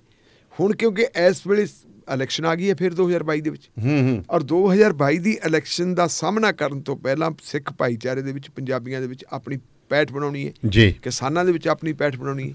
ਇਸ ਲਈ ਹੁਣ ਇਹਨਾਂ ਕੋਲ ਇੱਕੋ ਪਲੇਟਫਾਰਮ ਹੈ ਜਿਸ ਪਲੇਟਫਾਰਮ ਤੋਂ ਇਹ ਕਹਿ ਸਕਦੇ ਸੀ ਕਿ ਅਸੀਂ BJP ਨਾਲੋਂ ਅਲੱਗ ਹੈ। ਉਹ ਪਲੇਟਫਾਰਮ ਹੈਗਾ ਸ਼੍ਰੋਮਣੀ ਗੁਰਦੁਆਰਾ ਪ੍ਰਬੰਧਕ ਕਮੇਟੀ ਦੇ ਜਨਰਲ ਹਾਊਸ ਵੱਲੋਂ ਕੱਲ੍ਹ ਉਹ ਰੈਜੂਲੇਸ਼ਨ ਪਾਤਾ, ਔਰ ਉਹ ਰੈਜੂਲੇਸ਼ਨ ਪਾਇਆ ਹੀ ਇਸ ਕਰਕੇ ਗਿਆ ਕਿ ਦੁਬਾਰਾ ਸਾਡੇ ਫੇਰ ਜਿਹੜੇ ਪੈਰ ਲੱਗ ਜਾਣ, ਅਸੀਂ ਕਹਿ ਦਈਏ ਕਿ ਸਾਡਾ ਤੋੜ ਵਿਛੋੜਾ ਹੋ ਗਿਆ। ਬਿਲਕੁਲ ਲੋਕਾਂ ਦੇ ਵਿੱਚ ਹੋ ਗਿਆ ਆਰਜੀ ਤਲਾਕ ਹੋ ਗਿਆ। ਤਲਾਕ ਮੈਂ ਤੁਹਾਨੂੰ ਕਿਹਾ ਜਾਵੇ ਆਰਜੀ ਤਲਾਕ, ਮੈਂ ਤੁਹਾਨੂੰ ਇੱਥੇ ਇੱਕ ਮਿਸਾਲ ਦੇਣਾ, ਜਦੋਂ ਆਪਣੇ 30 ਸਟੈਂਡਰਡ ਏਕੜ ਤੋਂ ਬਾਅਦ 18 ਸਟੈਂਡਰਡ ਏਕੜ ਜ਼ਮੀਨ ਆਈ ਸੀ, ਸੀਲਿੰਗ ਲੱਗੀ ਸੀ, ਉਸ ਵੇਲੇ ਸੀਲਿੰਗ ਵੇਲੇ ਵੱਡੇ ਮੋਟੇ ਜ਼ਿਮੀਂਦਾਰਾਂ ਨੇ ਬੜਿਆਂ ਨੇ ਤਲਾਕ ਲਏ ਸੀ, ਮੀਆਂ ਬੀਬੀ ਰਹਿੰਦੇ ਇੱਕੋ ਘਰ ਦੇ ਵਿੱਚ ਸੀ, ਪਰ ਉਹਨਾਂ ਨੇ ਤਲਾਕ ਲੈ ਕੇ 2 ਯੂਨਿਟ ਬਣਾ ਲਏ ਸੀ, 2 ਯੂਨਿਟ ਬਣਾ ਕੇ 18 ਕਿੱਲੇ ਦੀ ਬਜਾਏ ਉਹ 36 ਕਿੱਲੇ ਦੇ ਮਾਲਕ ਬਣ ਗਏ ਸੀ। ਹੁਣ ਇਵੇਂ ਜਿਵੇਂ ਮਤਲਬ ਜਿਹੜਾ ਹੈਗਾ ਇਹ ਆਰਜੀ ਤਲਾਕ ਹੋਊਗਾ, ਜਿਹੜਾ ਤਲਾਕ ਲੈਣ ਨੂੰ ਫਿਰਦੇ ਹੁਣ। ਤੇ ਉਧਰ ਢਿੱਲੋਂ ਸਾਹਿਬ BJP ਦਾ ਮੁੱਖ ਜਿਹੜਾ ਏਜੰਡਾ ਹੈ ਉਹ ਕਹਿੰਦੇ ਧਰਮ 'ਚ ਵੰਡੀਆਂ ਪਾਉਣਾ, ਇਹ ਕੀ ਨੇ? ਇਹ ਜਥੇਦਾਰ ਅਕਾਲ ਤਖਤ ਆਪਣੇ ਭਾਈ ਹਰਪ੍ਰੀਤ ਸਿੰਘ ਜਿਹੜੇ ਐਕਟਿੰਗ ਜਥੇਦਾਰ ਹੈ ਇਹ ਹੁਣ ਇਹ ਗੱਲ ਵੀ ਉਹਦੇ ਨਾਲ ਮਿਲਦੀ ਜੁਲਦੀ ਉੱਥੇ ਹੀ ਆਉਂਦੀ ਹੈ, ਕਿਉਂਕਿ ਜਥੇਦਾਰ ਸਾਹਿਬ ਪਹਿਲਾਂ ਤਾਂ ਕਦੇ ਬੋਲੇ ਨਹੀਂ। ਜਥੇਦਾਰ ਸਾਹਿਬ ਹੁਣ ਕਹਿੰਦੇ ਆ ਕਿ ਜਿਹੜੀ ਹੈਗੀ ਹੈ ਇਹਨਾਂ ਦਾ ਮੁੱਖ ਮਕਸਦ ਜਿਹੜਾ ਹੈਗਾ ਧਰਮ ਦੇ ਆਧਾਰ ਤੇ ਲੋਕਾਂ 'ਚ ਵੰਡੀਆਂ ਪਾਉਣੀਆਂ। ਇਹ ਕੰਮ ਕਹਿੰਦੇ ਹੁਣ ਇਹਨਾਂ ਨੇ ਸ਼ੁਰੂ ਕਰਤਾ ਬੰਗਾਲ ਦੇ ਵਿੱਚ ਤੇ ਕੱਲ੍ਹ ਨੂੰ ਪੰਜਾਬ ਦੇ ਵਿੱਚ ਵੀ ਆਉਣਾ। ਪੰਜਾਬ ਵਾਲਿਆਂ ਨੂੰ ਸੁਚੇਤ ਰਹਿਣਾ ਚਾਹੀਦਾ। ਹੁਣ ਚਾਹੇ ਭਾਈ ਹਰਪ੍ਰੀਤ ਸਿੰਘ ਤਾਂ ਬਾਅਦ ਦੇ ਵਿੱਚ ਆਉਂਦੇ, ਜੇ ਉਹ ਤੋਂ ਪਹਿਲੇ ਆਪਾਂ ਸਿੰਘ ਸਾਹਿਬਾਨ ਦੇਖੀਏ ਉਹਨਾਂ ਸਿੰਘ ਸਾਹਿਬਾਨਾਂ ਦਾ ਰੋਲ ਕੀ ਰਿਹਾ। ਹੁਣ ਭਾਈ ਹਰਪ੍ਰੀਤ ਸਿੰਘ ਹੋਰੀ ਆ ਗਏ।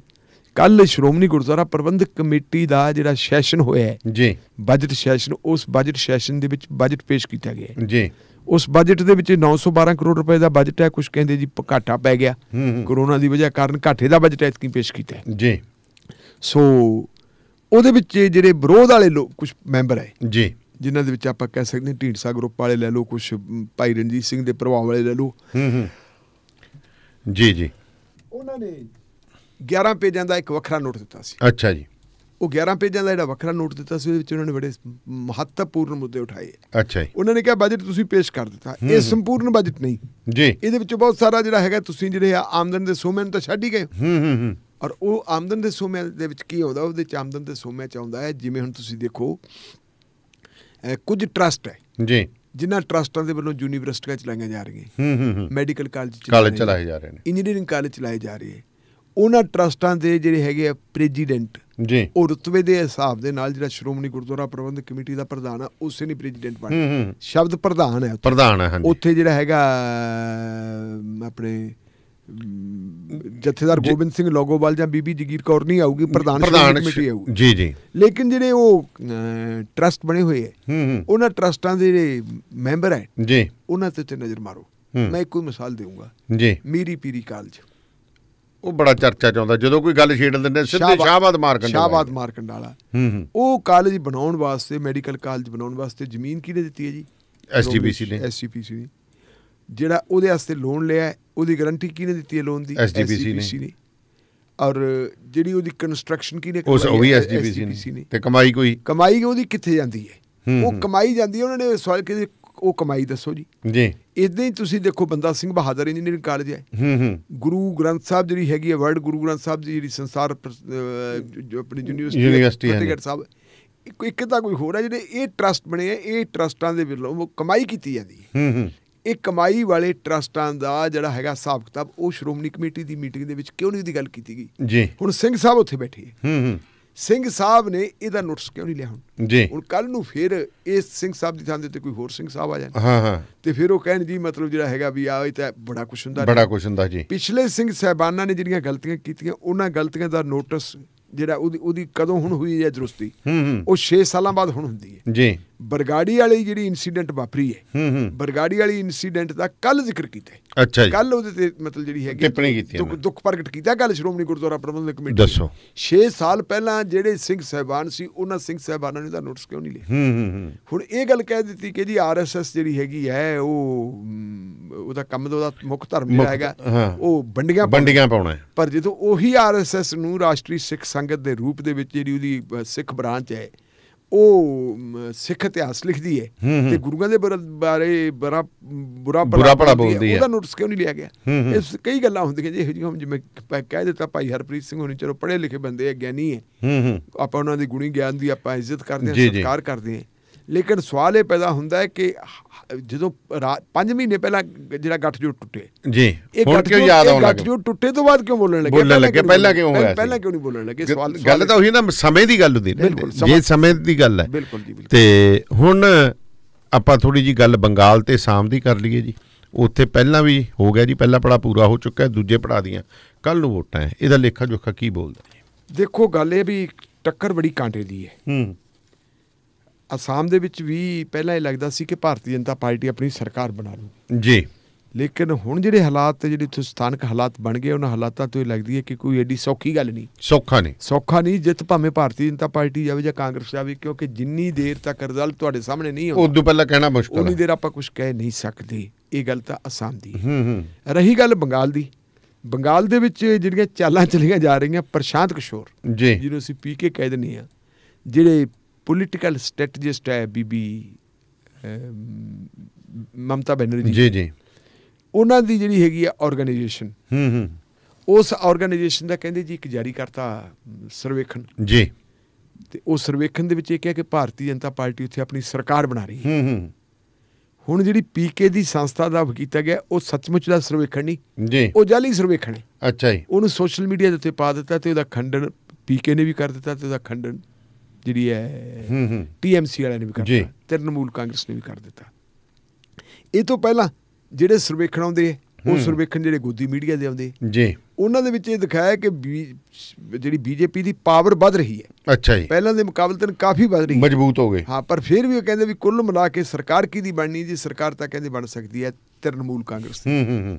ਵੱਡੀ ਗੱਲ ਹੁਣ ਉੱਥੇ ਇਹ ਹੈ ਕਿ ਜਿਹੜਾ ਇਸ ਵੇਲੇ ਜੰਗ ਦਾ ਮੈਦਾਨ ਬਣਿਆ ਹੋਇਆ ਹੈ ਬੰਗਾਲ ਦਾ, ਜਿਹੜੀ ਕੱਲ੍ਹ ਨੂੰ ਹੋਣੀਆਂ ਵੋਟਾਂ, ਉਹਨਾਂ ਵੋਟਾਂ ਦੇ ਵਿੱਚ ਸਭ ਤੋਂ ਵੱਡਾ ਜਿਹੜਾ ਇਸ਼ੂ ਹੈ ਉਹ ਹੈਗਾ ਨੰਦੀਗ੍ਰਾਮ ਦਾ। ਅੱਛਾ ਜੀ। ਨੰਦੀਗ੍ਰਾਮ ਉਹ ਇਲਾਕਾ ਹੈ ਜਿੱਥੋਂ ਬੀਬੀ ਮਮਤਾ ਬੈਨਰਜੀ ਦੀ ਸ਼ੁਰੂਆਤ ਹੋਈ ਸੀ ਜੀ, ਸੱਤਾ 'ਚ ਉਹ ਆਈ ਹੈ, ਪਹਿਲੀ ਵਾਰ ਸੱਤਾ 'ਚ ਨਹੀਂ ਆਈ। ਇੱਥੇ ਮੈਂ ਇਹ ਜ਼ਿਕਰ ਕਰ ਦੇਵਾਂ ਕਿ ਇੱਕ ਵਾਰੀ ਰਾਈਟਰਸ ਬਿਲਡਿੰਗ, ਅੱਛਾ ਜੀ, ਜਿਹੜਾ ਹੈੱਡਕੁਆਟਰ ਉੱਥੇ ਦਾ ਸੈਕਟਰੀਏਟ ਹੈ ਬੰਗਾਲ ਦਾ, ਇਹ ਬੀਬੀ ਕਿਸੇ ਮੰਦ ਬੁੱਧੀ ਵਾਲੀ ਕੋਈ ਔਰਤ ਲੜਕੀ ਸੀ, ਉਹਦੇ ਨਾਲ ਦੁਰਵਰਤਾਓ ਹੋਇਆ ਸੀ, ਉਹਦੇ ਨਾਲ ਉਹਦੀ ਇੱਜ਼ਤ ਨਾਲ ਖਿਲਵਾੜ ਹੋਇਆ ਸੀ। ਉਹਨੂੰ ਲੈ ਕੇ ਮਮਤਾ ਬੈਨਰਜੀ ਰਾਈਟਰਸ ਬਿਲਡਿੰਗ 'ਚ ਪਹੁੰਚ ਗਈ ਔਰ ਮਮਤਾ ਬੈਨਰਜੀ ਨੇ ਜਾ ਕੇ ਉੱਥੇ ਧਰਨਾ ਲਾਤਾ ਸੀ ਜੀ। ਉਹ ਕਹਿੰਦੀ ਸੀ ਕਿ ਮੈਨੂੰ ਜੋਤੀ ਬਾਸੂ ਜਿਹੜੇ ਉਸ ਵੇਲੇ ਦੇ ਮੁੱਖ ਮੰਤਰੀ, ਸਾਡੀ ਉਹਨਾਂ ਨਾਲ ਮੁਲਾਕਾਤ ਕਰਵਾਓ। ਜੋਤੀ ਬਾਸੂ ਹੈ ਨਹੀਂ ਸੀ, ਮੁਲਾਕਾਤ ਸੰਭਵ ਨਾ ਹੋਈ। ਜਦੋਂ ਮੁਲਾਕਾਤ ਸੰਭਵ ਨਾ ਹੋਈ ਜੀ ਤਾਂ ਉਹ ਬੈਠੀ ਹੈ ਤੇ ਟਾਈਮ ਹੋ ਗਿਆ ਕਿ ਹੁਣ ਜੋਤੀ ਬਾਸੂ ਆਉਣ ਵਾਲਾ ਹੈ। ਪੁਲਿਸ ਵਾਲਿਆਂ ਨੇ ਮਿੰਨਤਾਂ ਤਰਲੇ ਕੀਤੇ ਜੀ ਤੁਸੀਂ ਉੱਠ ਕੇ ਚਲੀਆਂ ਜਾਓ, ਪਰ ਮਮਤਾ ਬੈਨਰਜੀ ਕਹਿੰਦੀ ਕੋ ਨਾ ਮੰਨੂ। ਅਖੀਰ ਕੀ ਹੋਇਆ ਕਿ ਜਿਹੜੀਆਂ ਲੇਡੀ ਪੁਲਿਸ ਮੁਲਾਜ਼ਮਾਂ ਨੇ ਉਹਨਾਂ ਨੂੰ ਘੜੀਸ ਕੇ ਜੀ ਉਹ ਮੰਦਬੁੱਧੀ ਵਾਲੀ ਬੀਬੀ ਜਿਹੜੀ ਸੀਗੀ ਤੇ ਮਮਤਾ ਬੈਨਰਜੀ ਨੂੰ ਘੜੀਸ ਕੇ ਰਾਈਟਰਸ ਬਿਲਡਿੰਗ ਤੋਂ ਬਾਹਰ ਕੱਢਿਆ ਸੀ ਜੀ ਜੀ।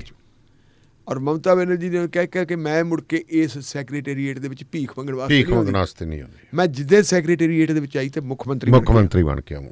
ਹੁਣ ਉਹਦਾ ਮੁੱਖ ਮੰਤਰੀ ਬਣਨ ਦਾ ਜਿਹੜਾ ਰਾਹ ਖੁੱਲਿਆ ਸੀ ਉਹ ਖੁੱਲਿਆ ਸੀ ਨੰਦੀਗ੍ਰਾਮ। ਕਿਉਂਕਿ ਨੰਦੀਗ੍ਰਾਮ ਜ਼ਮੀਨ ਦੇ ਮੁੱਦੇ ਦੇ ਉੱਤੇ ਕਈ ਸਾਰੇ ਲੋਕ ਮਾਰੇ ਗਏ ਸੀ। ਅੰਦੋਲਨ ਚਲਾਇਆ ਸੀ ਮਮਤਾ ਬੈਨਰਜੀ ਨੇ, ਉਸ ਅੰਦੋਲਨ ਦੇ ਵਿੱਚ ਮੋਹਰੀ ਭਾਗ ਲਿਆ ਸੀ ਜੀ ਜੀ। ਲੇਕਿਨ ਉਹਨੇ ਕਦੇ ਇਲੈਕਸ਼ਨ ਨਹੀਂ ਲੜੀ ਸੀ। ਉਹਨੇ ਆਪਣੇ ਜਿਹੜਾ ਸਬਿੰਦੂ ਅਧਿਕਾਰੀ ਜਿਹੜਾ ਉਹਦਾ ਬਹੁਤ ਕੌਨਫੀਡੈਂਸ਼ੀਅਲ ਬੰਦਾ ਸੀ, ਜਿਹਨੂੰ ਨੰਬਰ 2 ਸਮਝਿਆ ਜਾਂਦਾ ਸੀ ਸਰਕਾਰ ਦੇ ਵਿੱਚ, ਉਹਨੂੰ ਟਿਕਟ ਦੇਤੀ ਸੀ। ਉਹ ਬੰਦਾ ਉੱਥੇ ਜਿੱਤ ਆ ਰਿਹਾ ਸੀ ਜੀ।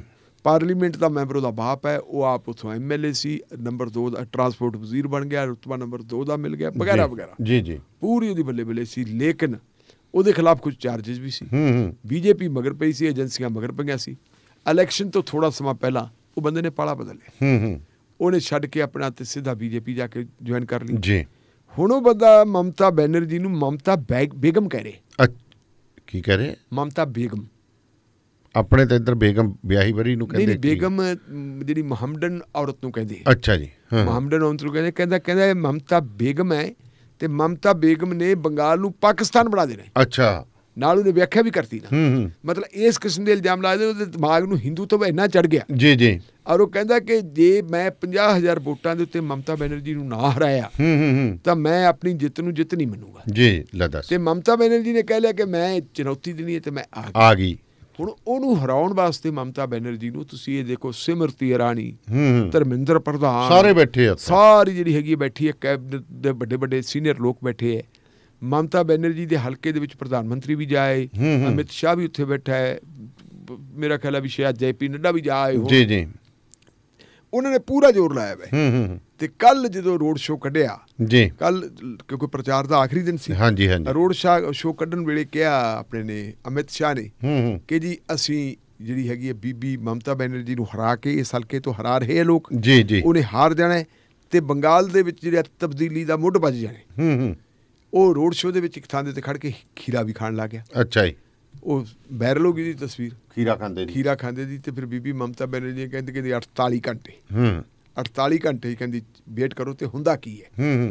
ਤੇ ਮਮਤਾ ਬੈਨਰਜੀ ਨੇ ਆਪਣੇ ਸਾਰੇ ਪ੍ਰੋਗਰਾਮ ਛੱਡਤੇ ਜੀ। ਅੱਛਾ ਜੀ। ਪਿਛਲੇ 2-3 ਦਿਨਾਂ ਤੋਂ, ਮਤਲਬ ਕੱਲ ਤੱਕ ਵੀ ਜਦੋਂ ਪੋਲਿੰਗ ਹੋਣੀ ਹੈ 5 ਦਿਨ ਉਹਦੇ ਲਗਾਤਾਰ ਉੱਥੇ ਹੋਣਗੇ। ਛੋਟੇ ਛੋਟੇ ਉਹ ਰੋਡ ਮਾਰਚ ਕਰ ਰਹੀ ਹੈ, ਰੋਡ ਸ਼ੋਅ ਕਰ ਰਹੀ ਹੈ, ਨਿੱਕੀਆਂ ਨਿੱਕੀਆਂ ਮੀਟਿੰਗਾਂ ਕਰ ਰਹੀ ਹੈ, ਥੱਲੇ ਤੱਕ ਜਾ ਰਹੀ ਹੈ। ਕਤਾਰਬੰਦੀ ਵੀ ਪੂਰੀ ਹੋ ਰਹੀ ਹੈ। ਕੋਸ਼ਿਸ਼ ਕੀਤੀ ਜਾ ਰਹੀ ਹੈ BJP ਵੱਲੋਂ ਕਿ ਰਾਜਨੀਤਿਕ ਤੌਰ ਤੇ ਉੱਤੇ ਜਿਹੜੀ ਫਿਰਕੂ ਕਤਾਰਬੰਦੀ ਜੀ ਜੀ ਜੀ, ਪੋਲੀਟੀਕਲ ਆਪਣੀ ਜਿਹੜੀ ਕਮਿਊਨਲ ਪੋਲਰਾਈਜੇਸ਼ਨ ਕੀਤੀ ਜਾਵੇ। ਇਹ ਸਾਰਾ ਕੁਛ ਚੱਲੀ ਜਾਂਦਾ ਹੈ। ਇਹਦੇ ਤੇ ਕੁਝ ਜਿਹੜੇ ਹੈਗੇ ਹੈ, ਆਪਾਂ ਕਹਿ ਸਕਦੇ ਕਾਲਮਨਵੀਸ ਕਹਿ ਲਈਏ ਜੀ ਜੀ, ਕੁਝ ਪੱਤਰਕਾਰ ਕਹਿ ਲਈਏ, ਕੁਝ ਜਿਹੜੇ ਰਾਜਨੀਤਿਕ ਪੰਡਿਤ ਕਹਿ ਲਈਏ, ਉਹ ਇਹ ਵਿਸ਼ਲੇਸ਼ਣ ਕਰ ਰਹੇ ਹੈ ਕਿ ਟੱਕਰ ਬੜੀ ਭਿਆਨਕ ਹੈ ਜੀ ਜੀ। ਉੱਥੇ ਕੁਛ ਵੀ ਹੋ ਸਕਦਾ ਹੈ। ਕਈ ਤਾਂ ਲੋਕ ਇਹ ਕਹਿੰਦੇ ਕਿ ਸੰਭਾਵਨਾ ਇਹ ਬਣਦੀ ਹੈ ਕਿ ਜਿਹੜੀ ਮਮਤਾ ਬੈਨਰਜੀ ਦੀ ਪਾਰਟੀ ਦਾ ਜਿੱਤ ਜੂਗੀ ਜੀ, ਤੇ ਮਮਤਾ ਬੈਨਰਜੀ ਦੀ ਸੀਟ ਖਤਰੇ 'ਚ ਹੈ। ਮਮਤਾ ਬੈਨਰਜੀ ਉਹ ਲੇਡੀ ਹੈ ਜਿਹੜੀ ਕਹਿੰਦੀ ਹੈ ਕਿ ਖਤਰਿਆਂ ਨਾਲ ਖੇਡਣਾ ਮੇਰਾ ਉਹਦਾ ਮਤਲਬ ਸ਼ੌਕ ਹੈ। ਉਹ ਹਮੇਸ਼ਾ ਇਮਤਿਹਾਨ ਦੇ ਵਿੱਚ ਪੈਂਦੀ ਹੈ। ਤੇ ਜਿਵੇਂ ਮੈਂ ਤੁਹਾਨੂੰ ਦੱਸਿਆ ਕਿ ਇਹ ਉਹੀ ਨੰਦੀਗ੍ਰਾਮ ਹੈ ਜੀ ਜੀ, ਜਿੱਥੋਂ ਉਹਨੂੰ ਜਿੱਤ ਪ੍ਰਾਪਤ ਹੋਈ ਸੀ 2011 ਦੇ ਵਿੱਚ। ਤੇ 18 ਸਾਲ ਪਹਿਲਾਂ ਜੀ ਜੀ ਜਿਹੜੀ ਉਹਨੇ ਕਸਮ ਖਾਧੀ ਸੀ ਕਿ ਜਿੱਦੇ ਸੈਕਟਰੀਏਟ ਦੇ ਵਿੱਚ ਆਈ ਇੱਥੇ ਮੈਂ ਰਾਈਟਰਸ ਬਿਲਡਿੰਗ ਦੇ ਵਿੱਚ ਮੁੱਖ ਮੰਤਰੀ ਬਣ ਕੇ ਆਉਂਗੀ, ਤੇ ਸੱਚਮੁੱਚ ਮੁੱਖ ਮੰਤਰੀ ਬਣ ਕੇ ਗਈ ਸੀ। ਮਤਲਬ ਜਿਹੜਾ ਉਹਨੇ ਪਰਨ ਕੀਤਾ, ਉਸਨੇ ਆਪਣਾ ਪਰਨ ਜਿਹੜਾ ਉਹ ਪੂਰਾ ਕੀਤਾ। ਹੁਣ ਇਹ ਪਰਨ ਉਹਨੇ ਕੀਤਾ ਕਿ ਜਿਤਨਾ ਮੈਂ ਇੱਥੋਂ ਤੇ ਉਧਰੋਂ ਉਹ ਸਾਰੀ ਜਿਹੜੀ BJP ਦੀ ਜਿੰਨੀ ਮਸ਼ੀਨਰੀ ਹੈ ਸਾਰੀ ਉਹਦੇ ਤੇ ਲਾਈ ਪਈ ਹੈ ਉਹਨੂੰ ਹਰਾਉਣ ਵਾਸਤੇ। ਇਹ ਹੁਣ ਦੇਖਦੇ ਆ ਕਿ ਨੰਦੀਗ੍ਰਾਮ ਦੇ ਲੋਕ ਉੱਥੇ ਫੈਸਲਾ ਕੀ ਕਰਦੇ ਹੈ। ਓਵਰਆਲ ਜਿਹੜੀ ਹੈਗੀ ਸਿਚੁਏਸ਼ਨ ਬੰਗਾਲ ਦੀ, ਉਹ ਇਹ ਮੰਨਿਆ ਜਾ ਰਿਹਾ ਕਿ ਉੱਥੇ ਮਮਤਾ ਬੈਨਰਜੀ ਦਾ ਹੱਥ ਉੱਪਰ ਹੈ, ਲੇਕਿਨ ਨੰਦੀਗ੍ਰਾਮ ਦੇ ਵਿੱਚ ਬੜਾ ਫਸਵਾ ਮੁਕਾਬਲਾ ਹੈ ਜੀ। ਤੇ ਥੋੜੇ ਜਿਹੇ ਆਪਾਂ ਪਰਾਂ ਨੂੰ ਹੋ ਜਾਈਏ ਜੀ, ਬੰਗਾਲ ਤੋਂ ਟੱਪ ਜਾਈਏ ਫਿਰ ਨਾਰਥ ਈਸਟ ਸਟੇਟਾਂ ਵੱਲ। ਉੱਥੇ ਕਹਿੰਦੇ ਮਣੀਪੁਰ ਸਰਕਾਰ ਨੇ ਕੋਈ ਫੈਸਲਾ ਜਿਹੜਾ ਸੀਗਾ ਉਹ ਵਾਪਸ ਲੈ ਲਿਆ। ਕਹਿੰਦੇ ਬਹੁਤ ਆਲੋਚਨਾ ਹੋਈ ਸੀ। ਉਹ ਫੈਸਲਾ ਕੀ ਸੀ? ਫੈਸਲਾ ਬੜਾ ਭਿਆਨਕ ਸੀ, ਜਿਹਨੂੰ ਅਸੀਂ ਕਹਾਂਗੇ ਗੈਰ ਮਨੁੱਖੀ ਫੈਸਲਾ। ਅੱਛਾ ਜੀ। ਤੁਹਾਨੂੰ ਪਤਾ ਹੈ ਵੀ ਸਾਡੇ ਗੁਆਂਢ ਦੇ ਵਿੱਚ ਇੱਕ ਦੇਸ਼ ਹੈ ਬਰਮਾ ਹੈਗਾ ਜੀ, ਜਿਹਨੂੰ ਹੁਣ ਉਹਦਾ ਨਵਾਂ ਨਾਮ ਮਿਆਂਮਾਰ ਕਹਿੰਦੇ। ਮਿਆਂਮਾਰ ਹੈਗਾ ਜੀ, ਮਿਆਂਮਾਰ ਕਹਿੰਦੇ। ਮਿਆਂਮਾਰ ਹੈ। ਮਿਆਂਮਾਰ ਦੇ ਵਿੱਚ ਬਹੁਤ ਲੰਬੇ ਸਮੇਂ ਤੋਂ ਜਿਹੜੀ ਹੈਗੀ ਹੈ ਤਾਨਾਸ਼ਾਹੀ ਆ ਰਹੀ ਸੀ। ਹਾਂਜੀ। ਔਰ ਪਿੱਛੇ ਜੇ ਕੁਝ ਇਲੈਕਸ਼ਨਾਂ ਹੋਈਆਂ ਸੀਗੀਆਂ ਤਾਂ ਉਹਨਾਂ ਇਲੈਕਸ਼ਨਾਂ ਦੇ ਵਿੱਚ ਸੂਕੀ ਨਾਂ ਦੀ ਇੱਕ ਮੈਡਮ ਜਿਹੜੀ ਹੈ ਉਹ ਜਿੱਤ ਗਈ ਸੀ। ਉਹ ਜਿੱਤ ਗਈ ਸੀ, ਉਹਨੇ ਕਾਫੀ ਉੱਥੇ ਆਪਦੀ ਹੁਕੂਮਤ ਵੀ ਚਲਾਈ, ਲੇਕਿਨ ਵੇਖਣ ਨੂੰ ਇਹ ਲੱਗਦਾ ਸੀ ਕਿ ਇੱਕ ਡੈਮੋਕ੍ਰੇਟਿਕ ਲੋਕਤੰਤਰਿਕ ਸਰਕਾਰ ਹੈ ਜੀ, ਲੇਕਿਨ ਕਮਾਂਡ ਆਰਮੀ ਦੇ ਹੱਥ ਹੀ ਸੀ। ਅੱਛਾ ਜੀ, ਆਲ ਪਾਵਰਫੁਲ ਆਰਮੀ ਸੀ। ਪਿਛਲੇ ਦਿਨਾਂ ਦੇ ਵਿੱਚ ਆਰਮੀ ਨੇ ਰਾਜ ਪਲਟਾ ਕਰਤਾ, ਸੂਕੀ ਨੂੰ ਨਜ਼ਰਬੰਦ ਕਰਤਾ, ਅੱਛਾ ਜੀ, ਔਰ ਕੰਟਰੋਲ ਸਾਰਾ ਆਪਣੇ ਹੱਥ ਕਰ ਲਿਆ। ਲੇਕਿਨ ਉੱਥੋਂ ਦੇ ਲੋਕ ਜਿਹੜੇ ਹੈਗੇ ਆ ਉਹ ਡੈਮੋਕ੍ਰੇਸੀ ਨੂੰ ਸਮਰਪਿਤ ਹੈ ਜੀ। ਉਹ ਚਾਹੁੰਦੇ ਕਿ ਲੋਕਤੰਤਰ ਜਿਹੜਾ ਹੈਗਾ ਉਹ ਬਹਾਲ ਹੋਵੇ। ਜਿਹੜਾ ਕੀਤਾ ਆਰਮੀ ਨੇ ਗਲਤ ਕੀਤਾ ਤੇ ਨਿਤ ਦਿਨ ਉੱਥੇ ਪ੍ਰੋਟੈਸਟ ਕਰਦੇ ਆ। ਜਦੋਂ ਪ੍ਰੋਟੈਸਟ ਕਰਦੇ ਆ ਪ੍ਰੋਟੈਸਟਰਾਂ ਤੇ ਗੋਲੀਆਂ ਚੱਲਦੀਆਂ, ਕਈ ਸਾਰੇ ਪ੍ਰੋਟੈਸਟਰ ਮਾਰੇ ਜਾਂਦੇ। ਜਿਹੜੇ ਤੱਕ ਕਮਿਟਡ ਆ ਆਪਣੇ ਕਾਜ ਨੂੰ ਉਹ ਤਾਂ ਮਰਨ ਵਾਸਤੇ ਵੀ ਤਿਆਰ ਹੈ ਜੀ, ਲੇਕਿਨ ਬਹੁਤ ਸਾਰੇ ਲੋਕ ਅਜਿਹੇ ਹੁੰਦੇ ਆ ਜਿਹੜੇ ਚਾਹੁੰਦੇ ਆ ਕਿ ਉਹਨਾਂ ਦੀਆਂ ਜਾਨਾਂ ਬਚ ਜਾਣ, ਉਹ ਖਾਮ-ਖਾਹ ਨਾ ਮਾਰੇ ਜਾਣ ਸਾਨਾਂ ਦੇ ਪੇਟ ਦੇ ਵਿੱਚ। ਉਹਨਾਂ ਲੋਕਾਂ ਨੇ ਬਿਲਕੁਲ ਉਸੇ ਤਰ੍ਹਾਂ ਹਿਜਰਤ ਕਰਨੀ ਸ਼ੁਰੂ ਕਰ ਦਿੱਤੀ। ਦਾਨੀਆਲੀਆ ਸਾਹਿਬ ਜਿਵੇਂ 1971 ਦੇ ਵਿੱਚ ਕੀਤੀ ਸੀ ਬੰਗਲਾਦੇਸ਼ ਦੇ ਵਿੱਚ, ਜਦੋਂ ਉੱਥੇ ਲੜਾਈ ਚੱਲਦੀ ਸੀ। ਰੋਹਿੰਗਿਆ ਮੁਸਲਮਾਨ ਜਿਹੜੇ ਹੈਗੇ ਆ ਉਹ ਵੀ ਬਰਮਾ ਦੇ ਵਿੱਚ, ਉਹਨਾਂ ਦੀ ਪ੍ਰੋਬਲਮ ਕਿੱਡੀ ਵੱਡੀ ਹੈ।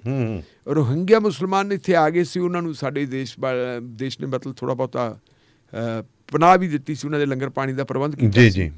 ਮਿਆਂਮਾਰ ਦੇ ਲੋਕਾਂ ਦਾ ਤੇ ਜਿਹੜਾ ਹੈਗਾ ਆਪਣੇ ਮਣੀਪੁਰ, ਇਹਨਾਂ ਦੀ ਸ਼ਾਇਦ ਕੋਈ ਮੇਰਾ ਖਿਆਲ ਹੈ ਭੂਗੋਲਿਕ ਦੇ ਨਾਲ ਕੋਈ ਜਿਹਨੂੰ ਆਪਾਂ ਕਹਿ ਸਕਦੇ ਹਾਂ ਨਸਲੀ ਸਾਂਝ ਵੀ ਹੋਵੇ ਜੀ, ਔਰ ਉਹ ਜਿਹੜੇ ਹੈ ਉਹਨਾਂ ਪ੍ਰਤੀ ਉਹਨਾਂ ਦੀ ਹਮਦਰਦੀ ਸੀ।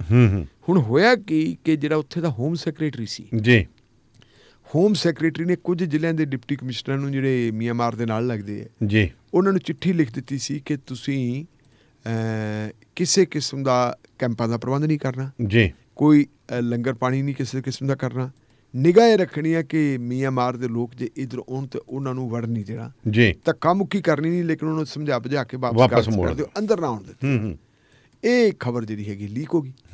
ਲੀਕ ਹੋਣ ਤੋਂ ਬਾਅਦ ਉੱਥੇ ਸਥਾਨਕ ਅਖਬਾਰਾਂ 'ਚ ਲੱਗ ਗਈ ਜੀ, ਤੇ ਫਿਰ ਜਿਹੜੇ ਹੈਗੇ ਆ ਮਣੀਪੁਰ ਦੇ ਲੋਕਾਂ ਦੇ ਵਿੱਚ ਇੱਕ ਬਹੁਤ ਵੱਡਾ ਜਿਹੜਾ ਹੈਗਾ ਰੋਸ ਪੈਦਾ ਹੋ ਗਿਆ। ਉਹ ਰੋਸ ਇੰਨਾ ਜ਼ਿਆਦਾ ਪੈਦਾ ਹੋ ਗਿਆ ਕਿ ਫਿਰ ਸਰਕਾਰ ਨੂੰ ਆਪਣਾ ਥੁੱਕਾ ਚੱਟਣਾ ਪਿਆ। ਜਿਹੜਾ ਫਰਮਾਨ ਜਾਰੀ ਕੀਤਾ ਸੀ ਫਿਰ ਉਹ ਫਰਮਾਨ ਵਾਪਸ ਕਿਵੇਂ ਲਿਆ? ਸਿੱਧਾ ਨਹੀਂ ਫੜਿਆ, ਫਿਰ ਪੁੱਠਾ ਫੜਿਆ, ਇੱਕ ਹੋਰ ਚਿੱਠੀ ਪਾਤੀ ਜੀ। ਉਸ ਚਿੱਠੀ ਦੇ ਰਾਹੀਂ ਉਹਨਾਂ ਡਿਪਟੀ ਕਮਿਸ਼ਨਰ ਨੂੰ ਕਿਹਾ ਗਿਆ ਹੋਮ ਸੈਕਟਰੀ ਵੱਲੋਂ ਕਿ ਜਿਹੜੀ ਮੇਰੀ ਪਹਿਲੀ ਚਿੱਠੀ ਸੀ ਉਹਦੇ ਅਰਥ ਕੁਝ ਗਲਤ ਕੱਢੇ ਗਏ। ਮੇਰਾ ਮਤਲਬ ਇਹ ਨਹੀਂ ਸੀ, ਮੇਰੀ ਭਾਵਨਾ ਇਹ ਨਹੀਂ ਸੀ। ਉਹਨਾਂ ਨੇ ਕਿਹਾ ਜੀ ਤੁਸੀਂ ਉਹਨਾਂ ਦੇ ਰਹਿਣ ਸਹਿਣ ਦਾ ਪ੍ਰਬੰਧ ਵੀ ਕਰ ਦਿਓ, ਜੇ ਸ਼ਰਨਾਰਥੀ ਆਉਣ ਉਹਨਾਂ ਦੇ ਕੈਂਪ ਵੀ ਲਾ ਦਿਓ, ਉਹਨਾਂ ਲਈ ਲੰਗਰ ਪਾਣੀ ਦਾ ਪ੍ਰਬੰਧ ਵੀ ਕਰ ਦਿਓ। ਮਤਲਬ ਕਿਹਾ ਇਸ ਤਰ੍ਹਾਂ ਚਿੱਠੀ ਤਾਂ ਇਹ ਭੇਜ ਦਿੱਤੀ, ਅਮਲੀ ਤੌਰ ਦੇ ਉੱਤੇ ਕੀ ਹੁੰਦਾ ਇਹ ਆਪਾਂ ਜੀ ਦੇਖਾਂਗੇ ਜੀ। ਸੋ ਬਹੁਤ ਬਹੁਤ ਧੰਨਵਾਦ ਤੁਹਾਡਾ ਜੀ, ਮਿਹਰਬਾਨੀ। ਸੋ ਪ੍ਰੋਗਰਾਮ ਸ਼ਮਾਦਾਨ ਨੂੰ ਇੱਥੇ ਹੀ ਸਮਾਪਤ ਕਰਨ ਦੀ ਤੁਹਾਡੇ ਤੋਂ ਆਗਿਆ ਚਾਹੁੰਦੇ ਹਾਂ ਜੀ। ਸੋ ਜੁੜੇ ਰਹੋ ਰੇਡੀਓ ਪੰਜਾਬ ਟੂਡੇ ਦੇ ਨਾਲ, ਤੇ ਮੁਲਾਕਾਤ ਹੋਏਗੀ ਕੱਲ੍ਹ ਨੂੰ ਸ਼ਾਮ ਨੂੰ 6:30 ਵਜੇ। ਸੋ ਤੁਸੀਂ ਇਸ ਪ੍ਰੋਗਰਾਮ ਨੂੰ YouTube ਚੈਨਲ ਅਤੇ Facebook ਪੇਜ ਉੱਤੇ ਵੀ ਸੁਣ ਸਕਦੇ ਹੋ, ਤੇ ਜ਼ਰੂਰ ਲਾਈਕ ਸ਼ੇਅਰ ਜ਼ਰੂਰ ਕਰਨਾ।